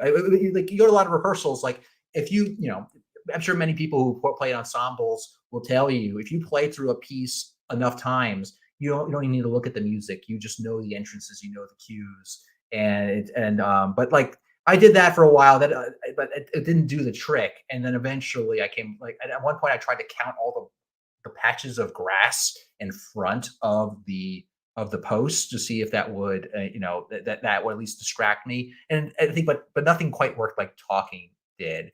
But yeah, Dvorak's Ninth Symphony was a fine tactic for a bit. But I never thought of dedicating every minute. I actually Mhm. I asked Jeff for like time checks, and he wouldn't. He stopped giving them to me. He's like, "I'll give it to you later, Christian. Mhm. I'll give you the next time check later." He goes, "Well, oh, wait for it, okay, Christian." Did they So tell yeah. you when you broke the record? Well, yeah, they did. They did Okay. because the record they were telling us going in was Tai Trang against Sydney in season 32, something on the order of like 45, 50 minutes, something to Mhm. that effect. And I think it's well known now. One of the reasons ours was able to go on so long is because they forgot to tell us that we had to keep our backs against this backstop. And as a result, and this actually might play into today's challenge discussion as well, it's in addition to Gabler. As a result, like I'm kind of like twisting around trying to figure out all the things I'm allowed to do in Mhm. order and still stay within the bounds of the game. And so like I'm twisting around, I'm like lunging my back and stretching and doing all this crazy thing, which was incredibly helpful for making me go a longer time. And a lot of us were doing that. So that's so that and that sort of touches on this challenge when Ryan Yep. was putting the post up against his face. And I Mhm. remember at one point I was like, wait, he's allowed to do that? And I realized you can do anything they don't tell you that you're not allowed to do until they tell you Mhm. you can't do that. And it didn't work out for him ultimately in the end. But like when you're doing these challenges, there's very little that they tell you you can't do. And so if you think of something that might help, by all means, give it a shot. It might win you the challenge. Christian, Ryan Patterson wants to know if Christian had to dedicate his challenge performance from David versus Goliath to two different US states, what would they be? To two every minute to two. Wait, Well, so I have to dedicate every minute to so two U.S. states. last time we heard where Gabler dedicated different parts of the Oh, challenge to different states that he went ahead and did it for let me see if I have here he did it for 6 minutes for Idaho. Idaho. Okay. 6 minutes for Alaska. Okay. I forgot at that point. I forgot how funny those things were that he was saying. I actually went to Alaska recently. I took a trip to Alaska. That was a lot of fun. Yes. How Yeah, what was the reason? just because I was on I think my podcast with you over the summer, and I thought I floated the idea. It's like, hey, maybe I could take a vacation to Alaska or something like that. And after that, we booked a vacation to Alaska. Mhm. It was a long summer of work, and we took a break, and so we actually went to the northernmost tip of Alaska in Barrow. Now it's a new name called Utqiagvik. It's up in the Arctic Circle, so it's 24-hour days. And so yeah, that was I dedicated a state to it. I would one of my two state dedications I would give to Alaska. I had a wonderful time Okay. tooling around there. Probably my home state of Maryland. My home state of Maryland would be I dedicate that. Okay. Um, Yeah, that would be good. Maryland blue crab specifically. Hmm. Yeah, I mean, if they, Gabler's a genius. This is actually a really good idea. You just think of things that influence your life in wild, different ways, and it's endlessly creative, free association game. Gabler, hats off to you. That I think is an improvement upon what I Hmm. did. And that way, you don't have to remember a whole symphony. Okay. I got another question about the challenges since we're talking about challenges. Great Tegwith wants to know. I feel like in recent seasons, the challenges have been the same thing, just in different fonts. How would you go about designing a challenge as a viewer and as a player? What do you think makes an interesting challenge? I know Jessica Lisa and I were just talking about this on the Amazing Race exit interview. Somebody had emailed and said, what makes a good task on the Amazing Race? But Hmm. Christian, what makes a good challenge? So I think that some of the challenges would benefit well where there's an opportunity for the players to interact and talk. I think that I mean, obviously I'm biased in that way for all the reasons we just stated, but there's opportunities for character moments to come out. And I think that's we got to see a little bit of that in terms of the challenges where they were helping each other this season against the Coco tribe. The Coco tribe was ganged up on. You got to see people trying to help each other out. So opportunities where not for immunity, mind you, but opportunities Hmm. for collaboration, among especially reward challenges, I'd be okay with. And that reveals a lot. Don't do it for immunity. You don't want people to be ganged up on in an immunity challenge. That's very bad. In terms of the actual structure of the challenge, I some of these ideas and concepts uh, that are very subtle in the challenges that are hard to pick up on that make them hard. There is a challenge where they are standing on a balance beam and they're holding like this sort of curved bow, Yeah. like which has a ball on it that rolls from side to side. Okay. On the surface, it looks like just like every other challenge. Okay. You're holding a thing, stand still, you got to balance it, don't fall off. Right. But there's actually subtle physics that make that more difficult. And maybe there's a way to structure the challenge in a way that sort of highlights that fact. Maybe they're not standing on a balance beam. Maybe they're just like holding a pole that's twisting this thing back and forth, and it highlights the element that's tricky, which is the fact that the curved shape of this bow, which you can't see my arms on the podcast, is sort of bent downward. Hmm. Okay, and you have this ball and this is something I'm doing in my lab right now, so I'm very, very hot on this topic. Okay, which are the physics of curved surfaces rolling on curved surfaces, and what it's deceptive that you might think that this ball might be just a little bit off to the side. So you might want to correct and then twist your bow back to get it back to the center a little bit. Okay. But because the bow is curved downward, so it's like a hill, the ball actually accelerates much more quickly than you would intuitively expect. And as a result, it kind of rockets off the side. You see that when people actually lose that challenge. And it's sort of disguised that trickiness, that cleverness is disguised by the fact that they are standing there in the beating heat and and balancing on it. Okay, Hmm. so you want to like isolate it down to a core challenge, not like, and this is a long-standing complaint I have. You don't have to make every challenge have a balancing component. That's ridiculous. Some should, if you're just standing in the heat, that's a challenge in and of itself. You Let's also keep don't need the tabs balance. this season. Yeah, Once we get to the individual challenges, okay. mhm, So I guess I mean last time out it was the obstacle course, so that was different. And I'll different. give Survivor credit Yes, for that, even though you needed to be pretty physically strong to be able to come through that. Was it the most fair challenge last time? Probably not, but at least it was something different. Okay. yeah, it was different for sure. One balancing so far. Yeah. So one so far. Balancing a thing on a thing. Yeah. What was the immunity challenge for the one when Ellie went home? It What was was the the immunity? team challenge. It wasn't That individual. Oh, it was a Earn the team merge. challenge. Oh, okay, Yes. so they've had got it. So only one of the two so far has been a balancing challenge. But that's why they always feel so samey. It's because they have, I think, too many components. If you pull out different components, like okay, this one is like you may have to balance this ball on a thing. You're not physically balanced. Okay, there could be one where you're it's a test of strength, and I don't know that, but I think they also need more action in these individual challenges. I think that it might be a convenience thing of these challenge builds that if you can make 13 bows that you stand on a thing, you can it's sort of an economics thing, but like I think that they would benefit from some more actiony challenges where they come from that are more reminiscent of the pre-merge. They normally save those like all the way for the end of the game, where you would have to like, stand on a perch where you in the water and use a bucket to fill it up and dive. This is what like when I remember Allison having to do this challenge at the final five or something. Mhm. And then you swim to shore and then there's like a puzzle. And so um I think that uh, what can be interesting are ones where they are deceptively difficult, but in a way that you can, once you see why they're difficult, it makes sense. I get that standing up on your toes to put your head with up against like a ceiling with a block above it.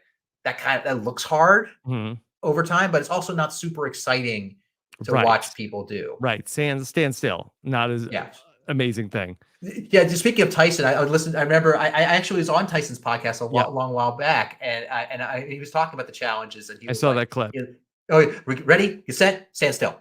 And Mhm. I was like, that's the way he sees it. Sometimes, but they shouldn't do it all the time. That was back in the original season.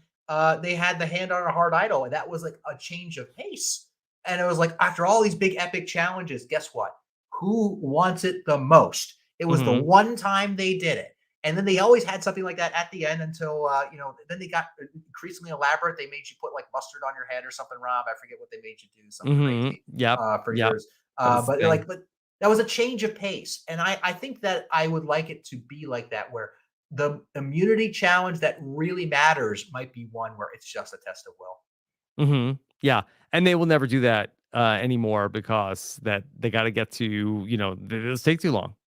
Yeah. I mean, I think, I mean, and in their defense, I mean, like when that long challenge happened for us, it pushed back tribal council for a full day. Mhm. That has implications for a production the size of Mhm. Especially when it's Survivor. 26 days. Yeah. Exactly. You don't have that time. And I know we talked about that before. Yeah. Speaking of, can we divert for a second? Speaking of the We can 26 days. go Christian, wherever you wanna go. Okay. So speaking of the 26 days, so like we're talking just tying together a lot of things that we just talked about. Like, did they have the material for showing Jesse, getting the idol from Dwight and such? I actually am starting to wonder if the 26 days is starting to eat into the material the show was able to grab on camera. Okay. This is a hypothesis, and I could be totally wrong because one thing that I'm noticing in the season is one, I love the cast. I think that they are everything I could want for like a Survivor cast, and but sometimes for some reason I don't have the gripping connection to that player necessarily, even though I know I should intellectually have. And I think that that's the filmmaking thing where they don't necessarily have they'll have a good confessional of someone saying like why their story is inspirational or that actually that's not a bad example because they show material from their lives, but they might show like, oh, I like Carla and I have a good connection, right? We don't have a ton of footage of like the connection with Carla. You might have like a time where like they're interacting. Mhm. I think this one, they just have less time together to catch on film, but also the events that are happening, there are fewer opportunities for people to describe them in a confessional to the camera. Okay, So that's interesting. Okay.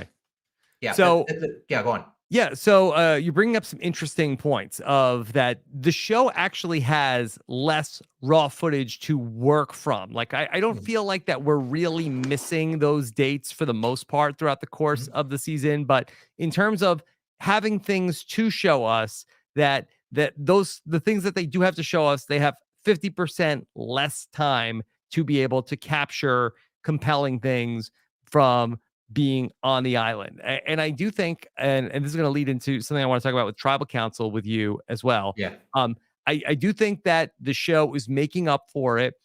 I think that the flashbacks to the hardships at home, I think that Yes. is serving a couple of purposes. Of one, it's giving us backstory, and it's also, filling up maybe 2-3 minutes an episode that they don't have to use of getting footage from the island. But that's interesting what you bring up about not having as many confessionals. Now, I came from the 39-day game where the production cycle was extremely regular and fixed. On the first day of the cycle, you had a reward challenge, always. The second day of the 3-day cycle was you would film your interviews. And then on the third day, you had immunity challenge and potentially tribal council. When you are going bang, bang, bang, and maybe tribal council either every day or every other day, there's probably not as many opportunities to do interviews. Yeah, and also so let's say, I mean, like they're going to tribal council every day or every other day, absolutely. And like the only time they had a 3-day cycle was the first tribal council, which I think is an appropriate time. It also means that when you have that confessional, you're giving the interview, you're probably giving that interview based upon far less stuff that's happened. Less time has elapsed between the previous confessional, and then there's not much time until the next confessional right before you're going to tribal council, for instance, right? So I think where this can happen, like, is I think about like Noelle and Dwight. So like Noelle and Dwight had this relationship that they're close, and they weren't on the same starting tribe. Were they the same? Yeah, they were. They Noelle were. and Dwight, yeah, Yeah, they they're were both from Vesey, yeah. from Vesey. Okay, and I think that like what would have been helpful is if like we had an update on where their relationship is now based upon where they were at that point. But Yeah. there just flat out isn't that much time between like the last tribal council and when they're doing their confessional about the current game strategy that's happening right now. Well, the And one I so, yeah. brought up from last week's episode was that Jesse says, "Oh, Carla and I are very close." Like, oh, Yes, exactly. When did that happen? Right. And so it could be and this makes sense. It happens on the island. I mean, you grow close to these people quickly, but like probably wasn't enough time for like, oh, give us an update on what's going on with Carla. What about her, resonates with you. And so I think that they need like sometimes, I mean, when you're being interviewed, the people who are interviewing, I've seen what's happened on the island. They're going to ask you about stuff that's interesting. And that there are fewer things that were interesting that could have happened before you're interviewed about it. So I think that could be a trade-off. That one of the reasons that like I should feel like I should feel a little bit more connected to these characters because they're very good, and the show is not. It's still very high quality. So I'm just wondering what about it is not quite connecting as much. I wonder if that's it. Let me bring in a question that's from Dylan, who says, there seems to be a growing anti-tribal council sentiment. I'm not sure about that part of it. Stephen and I have definitely talked about it on the Know-It-Alls this season, that it takes up too much time and it doesn't add to the story or general entertainment. Does Christian have any recommendations of a better use of tribal council?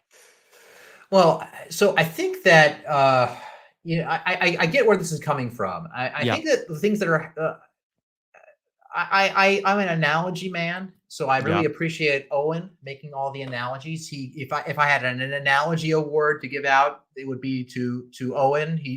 I think what are Owen's analogies like, Christian? Well, well, to make an analogy about Owen's analogies, I wouldn't do Owen justice in trying to give him an analogy. So I'll just straight up compliment him. So I apologize, Rob, for punting, but I think that he follows a certain amount of like my advice that I give to people, like when they don't know what to say in confessionals, you relate it back to what you do every day, back at home, and he does that.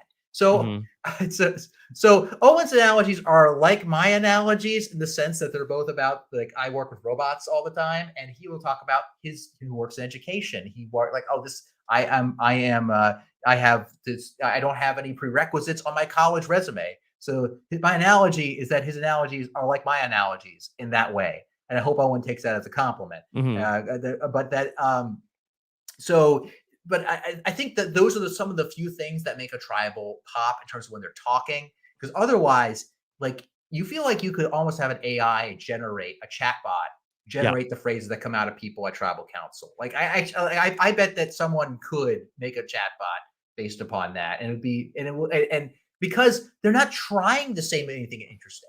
The players are trying to make the vote go forward the way they want it to go by saying things that could mean anything to anybody. Yeah. Yeah. I do think that tribal council is fundamentally broken at this point in time. That the idea of tribal council was that we will have a part of the show when the tribe will come together and they will sort of like talk through their issues. But really, nothing is being talked through at tribal council.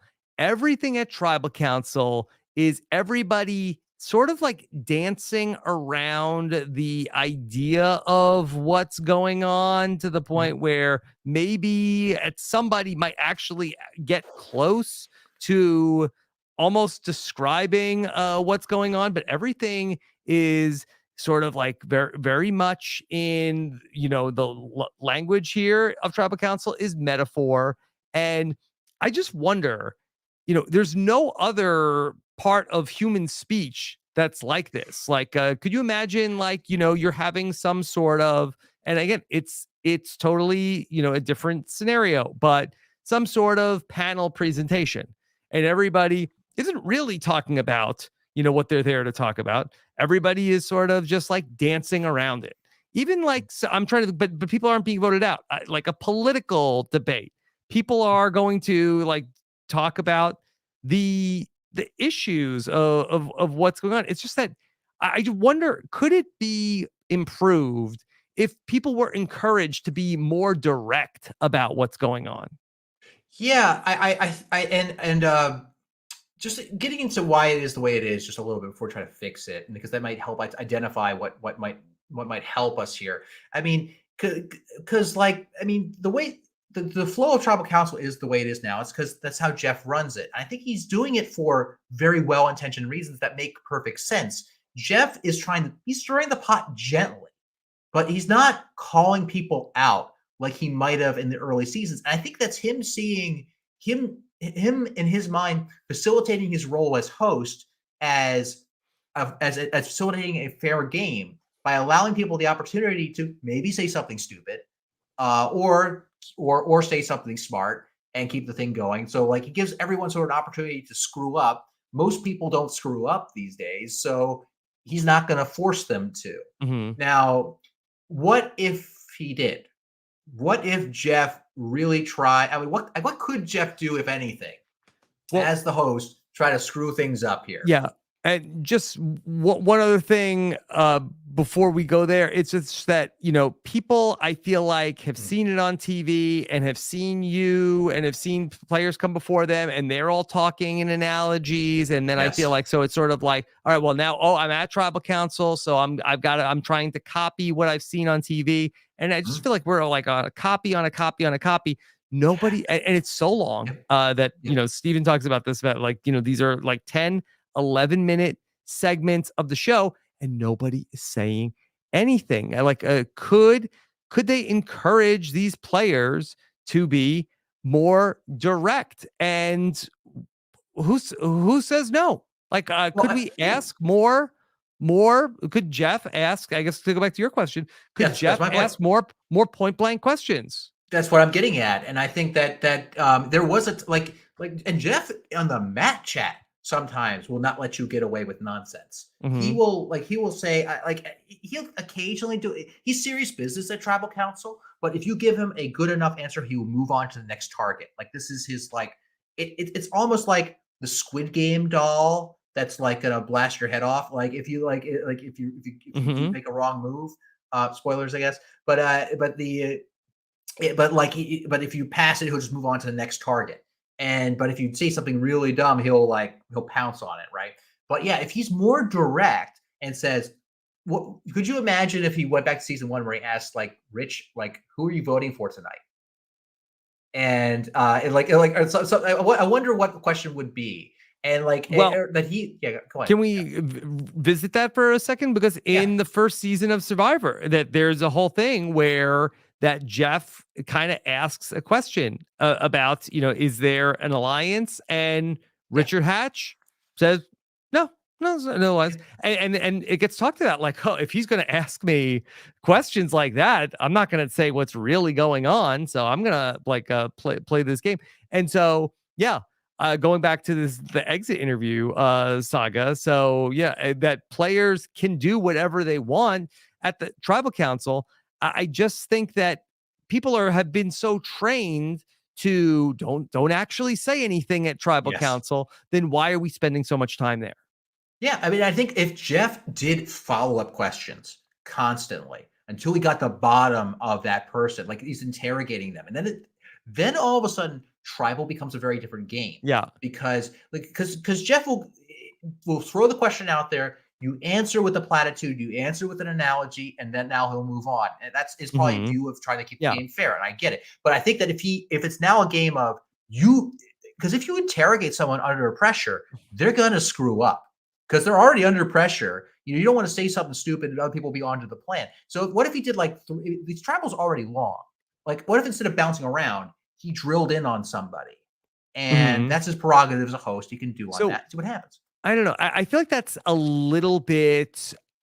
I don't know if people necessarily want that. I think that Jeff wants to be liked by the audience. I think that's coming across as a little bit where people are going to say, "Oh, you're playing favorites." But what if like Jeff asked some questions at the tribal council that were types of things that they used to ask the players back with the like touchy subjects of maybe and maybe there's some sort of a reward for the players if they are like being forthright at the tribal council. I don't know how you could do that. Is there some sort of like incentive for players who are like answering questions and speaking up more at tribal council? I don't know if that sort of like favors the Sammys of the world who are going to speak up more and like would be a disincentive for the players like Erica who are very quiet and aren't really that talkative.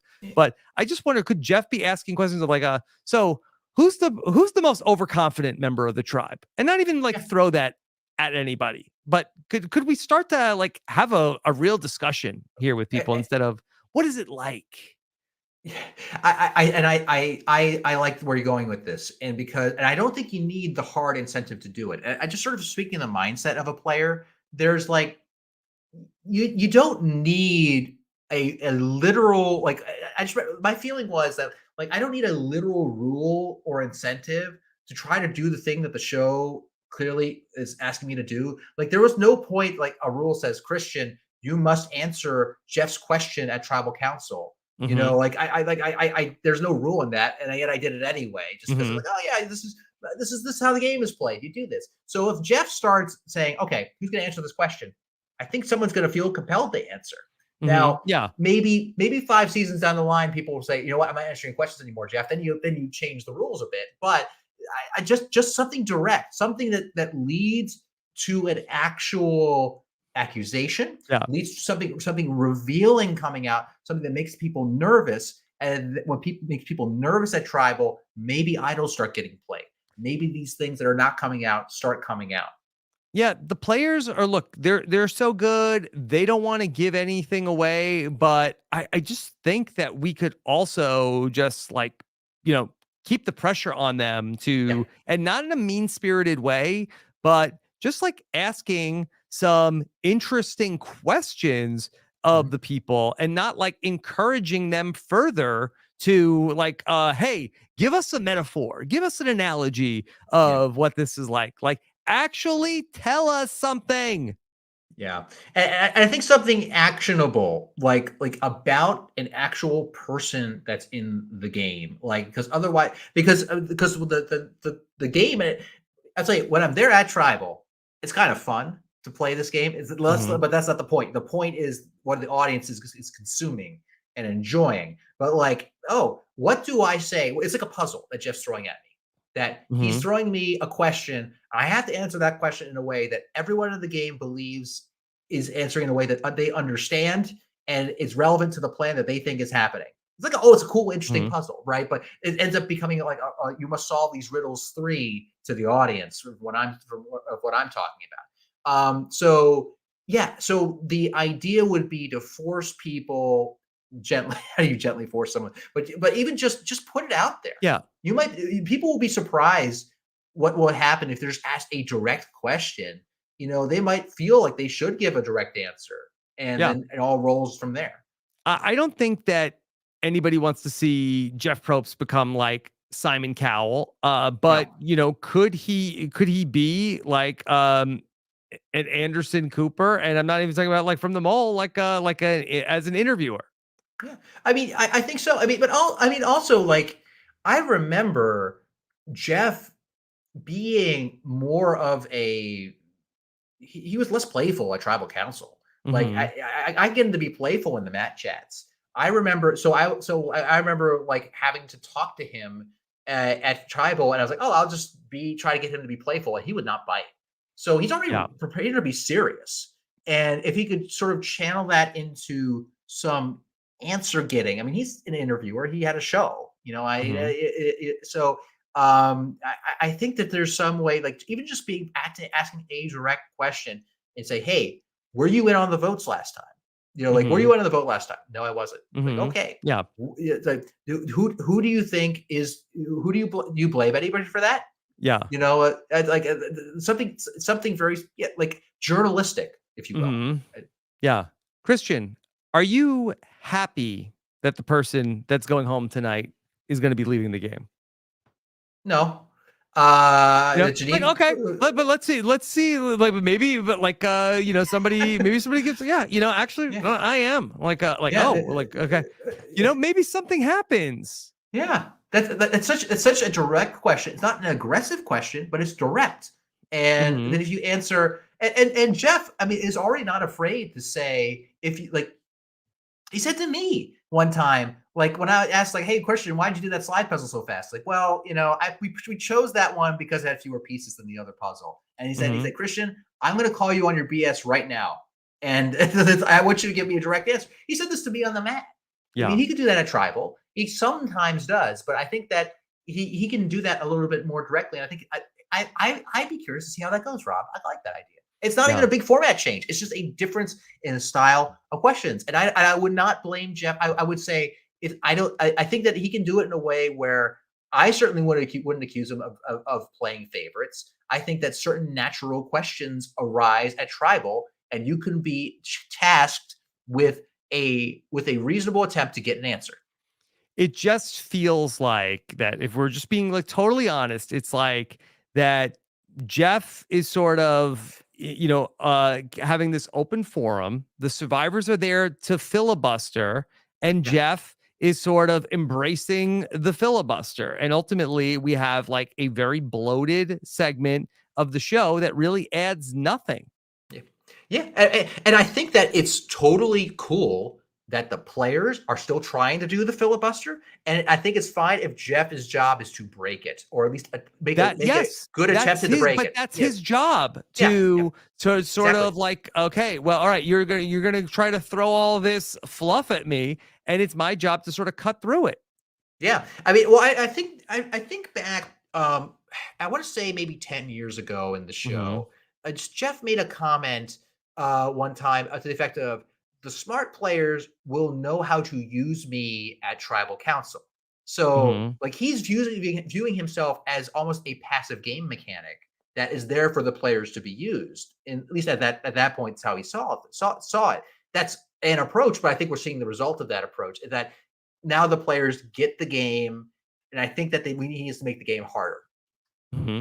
Yeah, and we'll see. We'll Yeah, see ultimately if yeah. that's the direction that they want to go, and I I don't I think know. you do a great job. I think you do a great job at that, because He he's could do not. it. Yeah, I think he'd do a great job. I mean, he can certainly do it. I think he could do it very well. I mean, he knows. I mean, he's not like he doesn't know how to ask a tough question. I mean, the guy is not only a host; he's an EP and showrunner. That's you got to get stuff done. when you do that. So I think you do a great job with that. I signed that idea, Rob. I co-sign it. Okay. Question for you from Iconic Mitchell. Do you think this group of players as a jury will respect more flashy gameplay or more subtle under the radar gameplay? So it's hard to say because like ordinarily the narrative is like, what did you do? Can you point at a thing that you did that is your quote unquote move that you did? Can they reward subtle gameplay? You can, but you still have to explain it.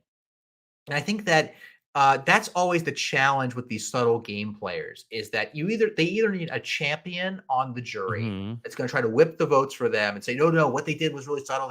But you still need a example like of what a subtle move is because that you did, and that's fine. To me, my definition of a good move is one that maximizes your chances of winning. Period. End of story. That's it. That can be a big move. That can be a small move. That can be choosing to not make a move, as long as you believe it maximizes your chance of winning. And so if you explain it in that way, like I made this move, or I chose not to jump ship for this reason. Instead, what I did was in all these little conversations, I would always try to direct what I was talking about to Sammy. Like, here's an example of a conversation that we had.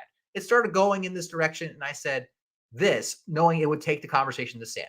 Like, that's an example of a subtle move. And I think that a jury can appreciate that. And maybe this jury more than most, but the challenge is in either explaining it yourself or having an advocate who does it for you. I feel like you talked about this in your season, specifically about Mike, who you felt like played a transformative game in terms of like playing the type of game that was very under the radar. I think that Kara is somebody also from your season who has talked about how it's very hard to, at least in terms of the viewers go, to sort of highlight a social game. Do you think that Survivor has gotten any better at that with maybe not so much Marianne, but Erica winning in the last couple seasons? I think that, I mean, when my impression from watching the Erica win is that it was tough to us to understand why she won at the time. And I think that could be a bit of whiplash just because we were used to what we just saw Tony Vlachos win. I mean, talk about an easy game to explain to people, right? And for the audience to see. Right. I think that, and Marianne explained it well in her final tribal, and she talked about like, or the things that she was fearful of, but she also still had the bomb to pull out. Like, oh, look, the secret idol I had. She still had the showmanship to clinch the deal there. I'm not sure we have seen on the show a winner that was truly what we would call a subtle winner, that where it was explained so clearly that the audience like really it resonated with the audience, and in a way where they say, wow, I want to play a game like that. That's a subtle game. Subtle winners have happened, and subtle great winners have happened. Yeah. But like you see it in who comes on the show. You see it in Sammy, for instance. Sammy, he wants to control every vote, which that I have opinions about whether that's a good idea. But I think he gets that because that has been the kind of winner that has resonated with Sammy. And so, but again, it's just the challenge of conveying it. So I don't think I think, and when I say they haven't succeeded in that yet, I say with full understanding of how hard that is. It's really hard as a show to convey that. Sorry. So, let's talk a little bit about Sammy. And I'm not so sure he wants to control every vote, but I think he wants to be included on every vote. And I think he's done a really good job of like finding where that like locus of control is in each of these groups that he's been in, so that people who he is not always like aligned with, they are giving him the information that he needs to know what's going on. That's great. Look, the being in on the votes, that's great. Okay. I remember, and I'm perhaps misremembering from one of my watches of this episode, I remember him saying, I want to control the votes. Okay. Yeah, I remember him saying that. I could be. That's what I'm. So if I'm wrong, it's because I misheard that quote, or maybe it's a Mhm. different context. But certainly being in on the vote, like once the tribes came together in the pseudo merge, he was in on all the votes. That's incredible. That's a Mhm. very important skill, and I'd say that's. And also, the players recognize the value of being in on the vote and the horror and terror of not being in on the vote. I mean, Owen articulated as well. I had no idea where the votes were going, and he's responding to that. I think more than just the visceral "I'm scared I could go home." I think he's also they're also picking up on this as players as it's a marker of my lack of game ability at this point. Mhm. And so yeah, that being in on the vote, amazing. And I think that him trying to like seize control of this vote, I think I just like I was watching him do this and I was like, okay, this better work, Sammy, because you put yourself out there and you're gonna have to be able to cover your tracks if it doesn't go forward. And maybe he has that skill. Maybe he has a really good social read on on Carla to know Mhm. that she'd be okay with this, or at least wouldn't toss Sammy under the bus. Maybe he's got a great read on that, but that's where my concern would be. One of the things that I think that's interesting about Sammy, who is a 19-year-old, and I think that this is kind of a product of that, and that I think this is just an interesting thing that I know you're not a Big Brother person. That there was a woman, she's a younger woman who played in Big Brother 21, Hannah Chata, and we had her on the Mm, podcast over the summer. I'm sorry, she played in Big Brother 23, yeah. and she talked about how she was talking about Gen Z on Twitter. And she said the Gen Z is great because Gen Z is just going to say whatever and they don't care. And that's why they're hilarious.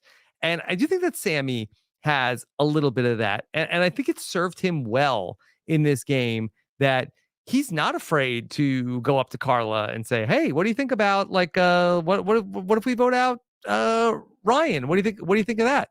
And I think that there are other people who are playing like a little bit more scared. And I Mhm. think that Sammy is playing a fearless game. And in the shorter game, that I think it has served him well so far. Yeah, it certainly hasn't bitten him yet, and I think that it might have saved him from being the same kind of political leper that a lot of the rest of the Baka members have Mhm. become. Like he's like He's Owen's on not the outs. paranoid. Yeah, he's not paranoid. He's the There's that. opposite of that. No, he's bold. Yeah. I think this could be we're still figuring out what this format of the show really looks like moving forward, and what is too aggressive and what isn't. So some of our calibrations might be off from from season 40 and earlier, and that it's rare for someone who is trying to sort of it intends to change this vote, and from my memory, seem to imply he's going to want to control all these votes from here on out. It's rare that works that way. I mean, Tony, I think is typically the exception we all love to talk about. Um, so maybe this is more viable in the shorter game. There's more confusion, and it probably is very hard to acclimate to a new reality when tribals the next day. Mhm. It's just it's a you've probably have barely enough time to process. And I actually I mean I never experienced this in my season because but like at the very end of the game, the back in before 40, there at the end of the game you'd have a tribal every day. And I just remember thinking, my God, imagine having to go to tribal every day. Like, how do you even orient yourself? And that's kind of what Mhm. they're doing, but all the time. So I will say this: in the show itself for the shorter seasons is calibrating. I think a few things right. I think I mean to talk about the confessionals might be trickier to capture all the material. I think the hardship and weight loss. I think that very clearly these players don't have it easy. I think they by not giving them food, they certainly didn't undercorrect, in my opinion, for the hardship of 26 days. Did they overcorrect? Might be a different question. But Mhm. but we'll see in terms of the pace of the game for Sammy. I, maybe this would be the new paradigm. Well, no, who knows? Yeah. I just think that he's in this position where everybody kind of feels like he's with them. So while he is playing boldly, that I don't know if any of the groups look at him as somebody who is working against them. So that he's in a very unique position to be able to be going back and forth. Again, I hear what you're saying about like, let's see how long he can do this for. Yeah, yeah. I mean, the other marker that is a bit of a concern would be like, I listened to Janine's exit interview, and she did not seem to have, at least at the moment, fond memories of Sammy. Yeah, And she got burned she felt hard. betrayed. Yeah, she felt betrayed, and that makes sense. It might be different if it's someone like a Jesse or a Carla or a James who were in power, and maybe Jesse managed to snooker them. Yeah, maybe they have hard feelings, but perhaps they might respect it. Perhaps they might say, "Well, hey, I should have seen you coming, and you advertise the fact that you love to do big moves, and you did one on me, and I fell for it. Good job." So it might go differently later in the game. Okay, let's talk about a question from MK 9476. Okay. Oh, I know 9476. I'm sorry. 76. Okay. I thought it was What something is else. your thought on the Rice negotiation this year? Should Jeff double down like he did, or should he have been more open to more bargaining? Now, Chris, back in your day, only one person had to sit out of the challenge to get the Hey, Rice. hey, people make fun of Angelina, but Angelina got us only had to do one person to sit out. That is a Mm-hmm. bargain by Mm-hmm. today's standards. So good on her. Yep. So yeah. So at the Rice negotiations, I don't know. To me, the rules for working with Jeff are so strange, Yep. and it's because like there is shockingly little rule book for Survivor. As much as we talk about the rules of what you can play at different parts of tribal council, and Dwight in his exit interview Mm-hmm. talked about the rules. I think Yeah. very eloquently about the rules of what's allowed and what. Yeah, go on. Can I give you that? I wish we would have done something with this because I feel like Yeah, it could have been a throw pillow, but Ellie in her exit interview yeah. that I had asked her about, did they tell you of what was going on with Gabler's idol? And she said that they don't tell you anything. The only rule they tell you is where you can't go poop. And I am cleaning that up a little bit. Yeah, that I remember that rule. There was did I ever talk about Poopgate on my season? Did I ever talk about Try okay, me. Try me. See okay. if it comes Well, back to me. I'm not sure this ever came out. There was not everyone. I don't know who. I was very careful as Mhm. to where you go poop. Okay, like on the island, and but apparently there was an issue with with the crew and the camera people continuing to come across, let's say, in a stompy manner, people's excrement, and it Okay. was becoming an ongoing issue, and they brought it up multiple times, and the production eventually said they handed us a shovel, Oh my and they god. said, "We will give you this shovel if it is explicitly for the purposes of making sure that we do not step in these things ever again." And so that, but there was, I think that the crew, for whatever reason, was not very pleased with with the cast of David versus Goliath sometime around the mid merge. For that reason, so Okay. yeah. Anyway, that's Poopgate. It's still a mystery to me as to who culprits might have been, Mhm. but What do they anyway. want you to do? That I always hear about survivors that go in the water. The production wants you to go in the water, or they want you to dig a hole. Either of those things are fine as long as you do one of those two things. If you do Okay. neither of those two things, you run into trouble. If Got you it. do neither of the two things in a public walkway, you're especially going to get in trouble. Mhm. So and that, but back to rules. Okay. Speaking of that, rules.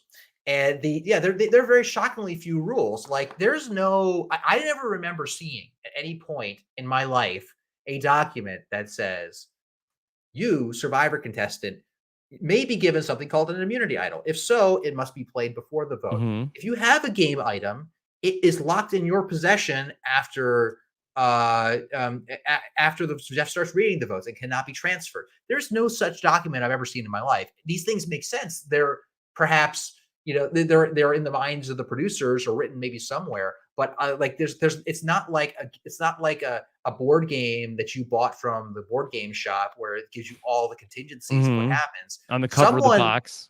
Someone there someone there in production understands those rules because largely they make sense and they're thought through. Things like what happens if there is a tie. Like we all know that there's the rock draw, and then you have that famous Survivor Cagayan final six. Sorry, Cagayan, Cambodia final six, where they had the rock draw, and everyone would have been voted not eligible for elimination except for Keith, right? And we talked about this together on that podcast. That is a very clear set of rules that someone has written down that makes sense, and every aspect of that makes sense. We don't see those. So so when it comes to the rice negotiation, there's even fewer rules. It really is whatever at the whims of Jeff, the host, and what mood he's in. And so you gotta go with it. You kind of have to feel what Jeff wants to do. I mean, now should Jeff have allowed negotiations or not negotiations? Honestly, I care so little. You have him try. That's the kind of thing he can try out. He can try out what it's once setting the price. He can try something different. That's cool. It's low stakes for the show's production. Just don't tell me that it cost me 5 The players. Established cost, we all know, is 5 people. That's always how it's been done. It's just like like Jeff, you're very very good at hosting the show. You don't have to. I still will love it if you even if you change the price, that's okay. You calibrate the rules. They did this with transparently from 41 to 42 with a lot of things. They had that triangle puzzle in the opening episode, and I think they got 2 guesses or something like that. I feel like for the triangle puzzle or something instead of 1. So I think that so they changed that I got 2 guesses. You're right. Instead of 1. But then they made savvy that you instead of 2 people, I think only 1 person could do savvy. Yeah, something like that. But like they tweaked the rules, so you got, and that's fine. That's what you do in this game. But that's totally cool. Here's the thing, and this goes back to what we were just talking about with the tribal council. That it used to be that sit out of the challenge, and then guess what? Okay, you get to eat during the immunity challenge, but then when you go to tribal council, now it's time for Jeff to rake you over the coals. Christian, I noticed you sat out of the challenge. You must be feeling very secure in your position. Why is that? Yeah. I just wanted to do it. Well, I guess you feel like that there's no chance that you'll be voted out tonight, that you must have a very secure alliance. Like, then you could put the pressure on people that sat out of the challenge then. Yeah. Yeah. And you can, there's so many tactics that I know Jeff could use. He could then go to someone else. It's like, hey, Steve, what do you think about Christian sitting out of the challenge? Do you think that Christian thinks he's safe? Like you can sort of just you can still ping around, but they're more direct questions than how does it feel? I think that you can do the how does it feel sometimes, maybe sort of at the end of the tribal when you're about to go to vote. It's like, Christian, after all this, Rob, after all this stuff that you just went through, I mean, what does tribal feel like now that Christian's been called out? And you could answer that question in a metaphorical way to cap it all off after all of the content that was just generated. Yeah, I just feel like we're just like flirting with the idea of let's get a little direct. That's how you get things done. You could just if we were going if we were going to do something and it's like we're just speaking in metaphor of hey, didn't you think I'm trying to make it sound like I'm not coming on to you right now, but if we're sort of dancing around these plans that we're going to make for a something that we're going to do, and we never say yes, 8:00, let's go there. Nothing, we're not getting anywhere. Yeah, and I think that it's metaphors are a great tool for explaining more complex facts. And so if they're putting up in a tidy little bow so people can say, oh, I kind of get that. When you're only talking in metaphor, you're just it is all ephemeral. It's all vapor. Mm-hmm. And so so I don't know. So like when I'm trying to do a metaphor, often I'm trying to like describe what is actually like try to describe the actual feeling of what's happening with the metaphor. That's what most people do with metaphors. But anyway, but yeah, Right. that's I It's a fragrance, but it's not sustenance. yeah. So yeah, so I can understand the frustration with trial. I mean, because like and also like especially now that I've having been on the show, I'm like nothing these people are we like nothing these people are saying is designed to say anything. It's designed to say nothing. It's all So if you're vibes. yeah, I mean, and to the point where like if you're listening to what someone says at tribal and you take it at face value and get mad about it, it's like no, this what they're saying was Mm-hmm. not for you, the audience. It was for everyone else in the room to keep things moving. But that's it. Mm-hmm. So Yeah. Okay. Well, I could keep going on about this. yeah, The yeah. audience is like, yeah, Rob, we get it. We get it. Like the tribal council can be boring. Okay. So let's go to a question about how about from Eamon Rogers wants to ask you, Christian, who would you most like to play with from this season? In the sand? No, Who in the would play with game. in the season in the game? Well, the people I would most like to play with are the people that like I'd just be fascinated by. Like when I've been asked this question about like any player ever, it's like Tony, just because he's just so like I like I simultaneously like want to study him and Yeah. play with him, and but hopefully I get voted out by him, even though he probably vote me out. Um, like I think Cody would be a really fun like player to be with because he's not just a goof who spells preposterous creatively. Preposterous. Uh, Yeah. preposterous. By the way, a hint because preposterous it comes from Latin pre post, and it's saying that the pre happens after the post, and therefore it's absurd. So it's a weird way of Mm-hmm. saying absurd. So it's pre post, so it's preposterous. I'd look this up. It's not like I knew this off the top of my head. I'd look that up. I'm not that great at spelling.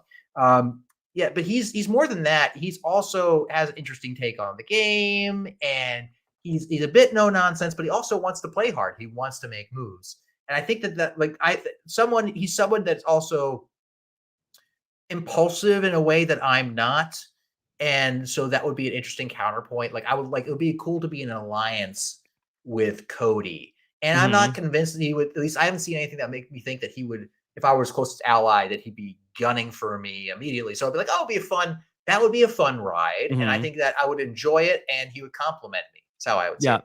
So to me, I feel like that Cody has been a little bit like of not as advertised. That the show really built up Cody, like in the first episode or two, like, check out Cody. He's Survivor's latest whack job. Like, Yeah. he's gonna be a wild, kooky character. And then really, in the last couple episodes, other than Jeff asking him about surfing, he's kind of been anything but a, Survivor wacky character. Well, he's gotten serious Yeah, after the merge, which is great. That shows he's not that he actually cares about the game that he's sure. playing, and so exactly. So then he's more like an eccentric player than he is just like a goofball, right? And Hmm. that's what makes him more interesting. And generally, this cast they're very good at picking out people who have multitudes, Hmm. and and I think Cody is a great example of that. So I think I would enjoy playing with Cody. He'd also probably balance out a lot of my like my overthinking capacity when he just says like, "Why would we do that? Why would we get rid of Ryan? That doesn't make sense to me." Hmm. That would be a voice I would like to hear, like in a partnership. In terms of having uh, I actually would be. I wonder what it would be like to play with Ellie. I think that actually would be pretty fun for me. I think because she like if I wanted to go full bore crazy strategy planning and just see what happens, like so some crazy intricate move. Like she was I think it backfired here on her with Gabler, but she's doing all this crazy stuff in the pre merge. So if I wanted to be hyper stimulated from a game sense working with Ellie, I think would be a lot of fun. Yeah, So I really liked having Ellie on the season. yeah, I feel like any of these people would be pretty fun. Not that I don't want to give a tribal council answer. I'm trying to think of like the people that I yeah. played with that I did not really enjoy playing with. And I think just the type of person that I did not enjoy playing with was the players that like were not really open to talking about a suggestion. The players that sort of like shut down conversations because me, I love to talk. And so I don't know if we have that in this season. The person that's going to be like, no, we're not doing that. Do you think that the only candidate I could see for that, and Ryan seems like a easygoing enough guy, but in terms of a Hmm. strategy talk, like he reminds me a bit of people that I played with who are like, this is way too complicated. I'm not even going to Yeah. hear it. Well, That might be closest to it, but so I guess the uh, person that I played with that he kind of reminds me of is Matthew von yeah, Erfelde, where Matthew was really not about the strategy of the game. He really was much more about, hey, I'm here for this adventure, and I'm going to be in the water all day, and I'm going to go fishing, and I'm going to provide for the yeah, tribe, and then people are going to appreciate that I'm going to be providing resources, and he was good to just get like the little like tidbits of crumbs about what was going on in the group. mm, And he sort of like had his like grievances with certain people that he would have liked to have seen go. And then certainly at the end of the game, he wanted to take more on his plate strategically. But he was very happy around this point in the game just to be out and be in the boat and fish all day. maybe you know what? Maybe he's like that's a good point because that is pretty analogous to Ryan because I could see them both being good soldiers in this larger Hmm. army of people Just tell who me are what we're not. doing. Right. Yeah, tell me what you're doing. I'll do it. I won't rock the boat. And those are useful people to have as part of your group. So yeah,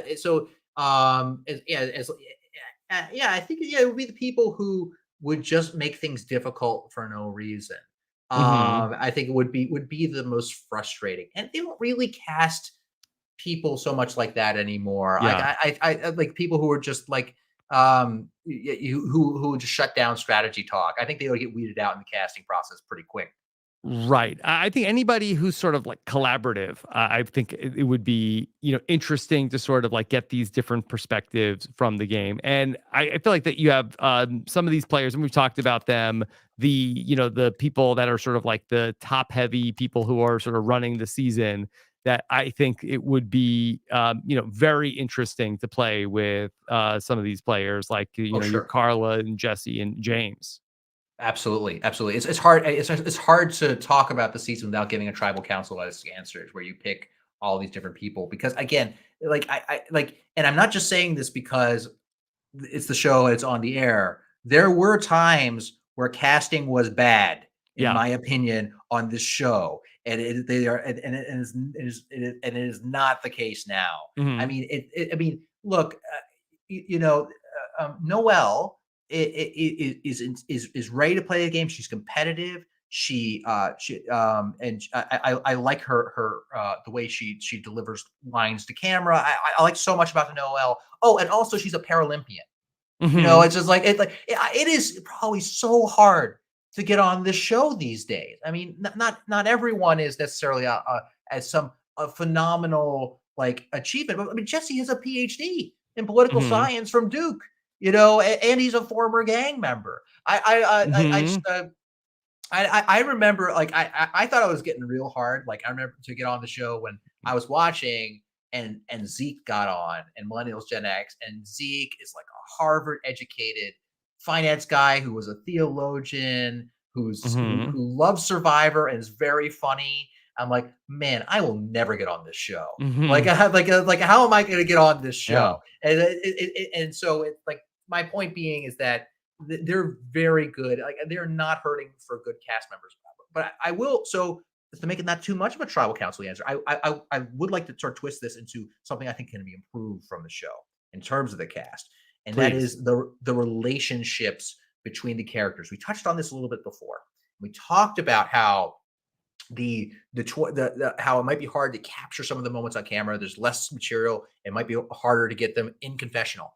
I think that the 3 tribe format is potentially a problem for having good relationships between characters. Okay. Yes. And Okay. and this is hard for me to say because I love the 3 tribe format for so long. It was such a revelation on season 25. It made such a great it felt so fresh from what It and yeah, go changed on. the game It did in a absolutely, positive and way. it really did. I mean, and became.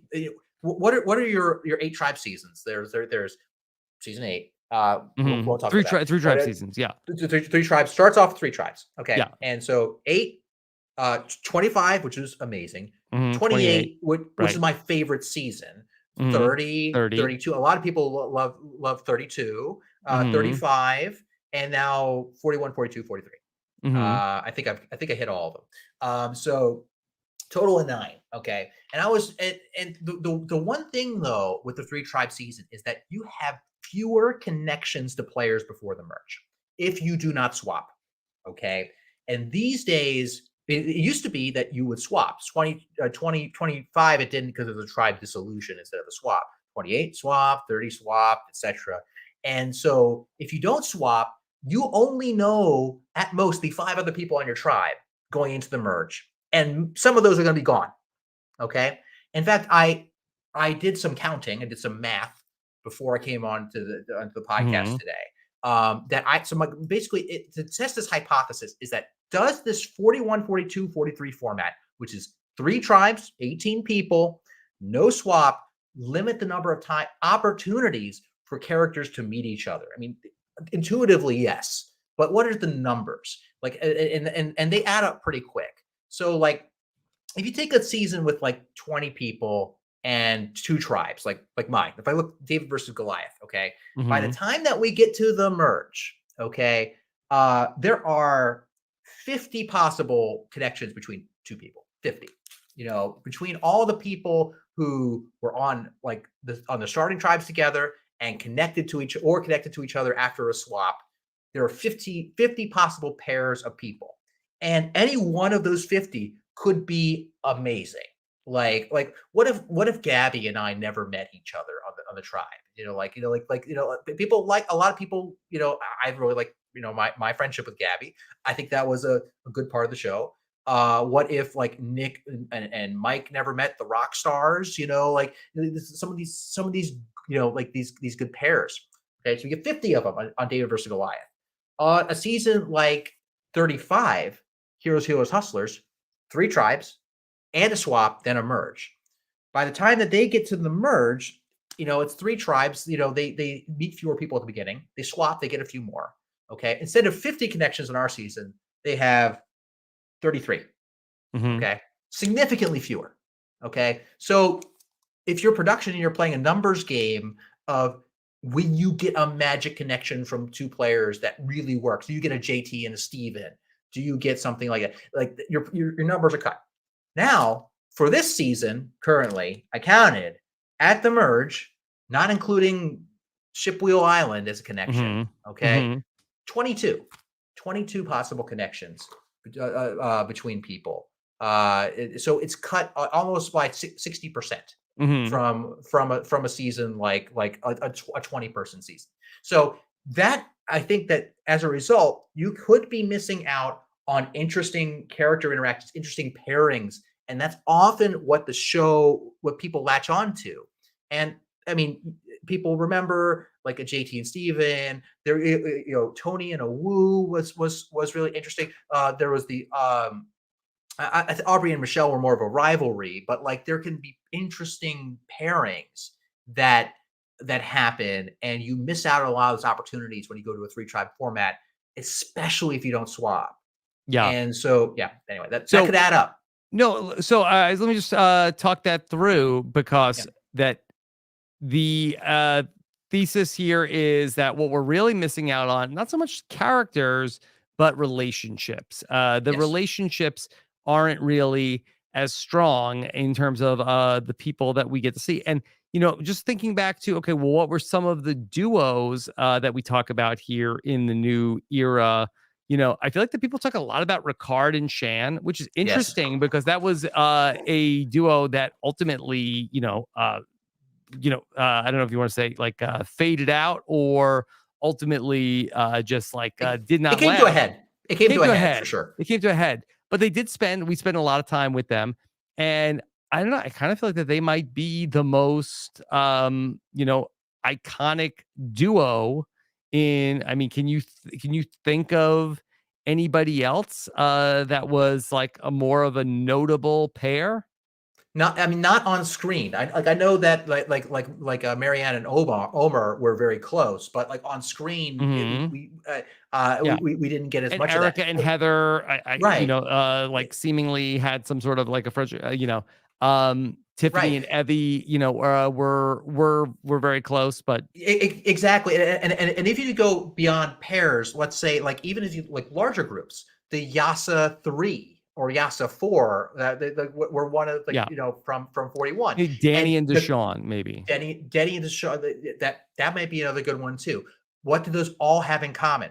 They were all in the same starting tribes because Mhm. that's the only opportunity that they have to form these really lasting bonds. There's no chance for people to come together at a swap and really hit it There's not off. enough time. Uh, there's not enough time, and also like they don't have enough time, and they just don't do a swap. So Mhm. there are numerically far fewer opportunities for there to be some magic pairing that really said that people remember. Like if I go back into the history of the show, sometimes it's incredible characters like a coach or Sari that I remember. But sometimes it's the context in which you remember them in. It's like Sari has many accomplishments to her name, but one of them is being a kingpin in the or queen pin in the Black Widow Brigade. Mhm. I remember from Cook Islands. I remember the I-24. There was a tight grouping that worked together and overcame an obstacle, or there's something you remember about it. I think that, and I can't credit myself with this thesis. This is actually Gabby talked to me Oh. a lot about this. Well, she now is a PhD student who studies relationships, so this is right up her alley. But like what she always points out is like, do we have strong relationships between the characters? And that's true. We're not watching 18 people in a bubble not interacting. That might be a different reality show. We're watching people build a society and a mutual social construct or whatever the phrase was together, Mhm. and and people remember those connections, so I think that would be my. I did some math, so I wanted to show off the math mostly, but that's my larger Well point. done. Oh, thank you. But like that's something that can be missed in Three Tribes because I love Three Tribes in 25. I loved it in 28. And, Mhm. it's hard. I think but that was probably a correction from the early 20s where it was the day one alliance takes it to the end, and Yeah. that's not the paradigm anymore. So Yeah, you sort of pay a tax on like the beginning of the season where, I find that it's a little bit drier, but we have a more fluid post-merge game. I feel like with these three tribes where no one group has the majority to be able to really like throttle the rest of the game, but there is, another penalty that we pay in that we have not invested in these relationships enough. yeah, yeah, and it sort of makes sense. I mean, like I And we think have to split that our time between three groups. right, exactly. And there's that too. I mean, in a way, the Survivor production is kind of a numbers game. I mean, Mhm. I would say that any unscripted reality show or any unscripted show is going to be a numbers game of how likely are you to get some gold from these people who you cannot give a script to. Mhm. And so the more opportunities you have to sketch something great on camera, the more compelling story you potentially can weave together. And so a combination of having potentially fewer hours of footage, time of interaction, and possible modes of interaction between different people, that can add up over time. So you have more limited options as to what story you can tell that you can give to the editors to put together. And so, I mean, we often talk about in the world of Survivor commentary, oh, why the editors not show this? Oh, why the editors not show that? And you got to remember, there's another half the equation: is was this material ever generated in the first place? And it's hard to know what could be the cause, and maybe that could be a hypothetical Yeah. downside of the format. The thing that, a producer, had told me one time in response to something that we would say often on the podcast of why didn't they show us that? Why didn't they show? And what they said was like, if it was good, it would be in there.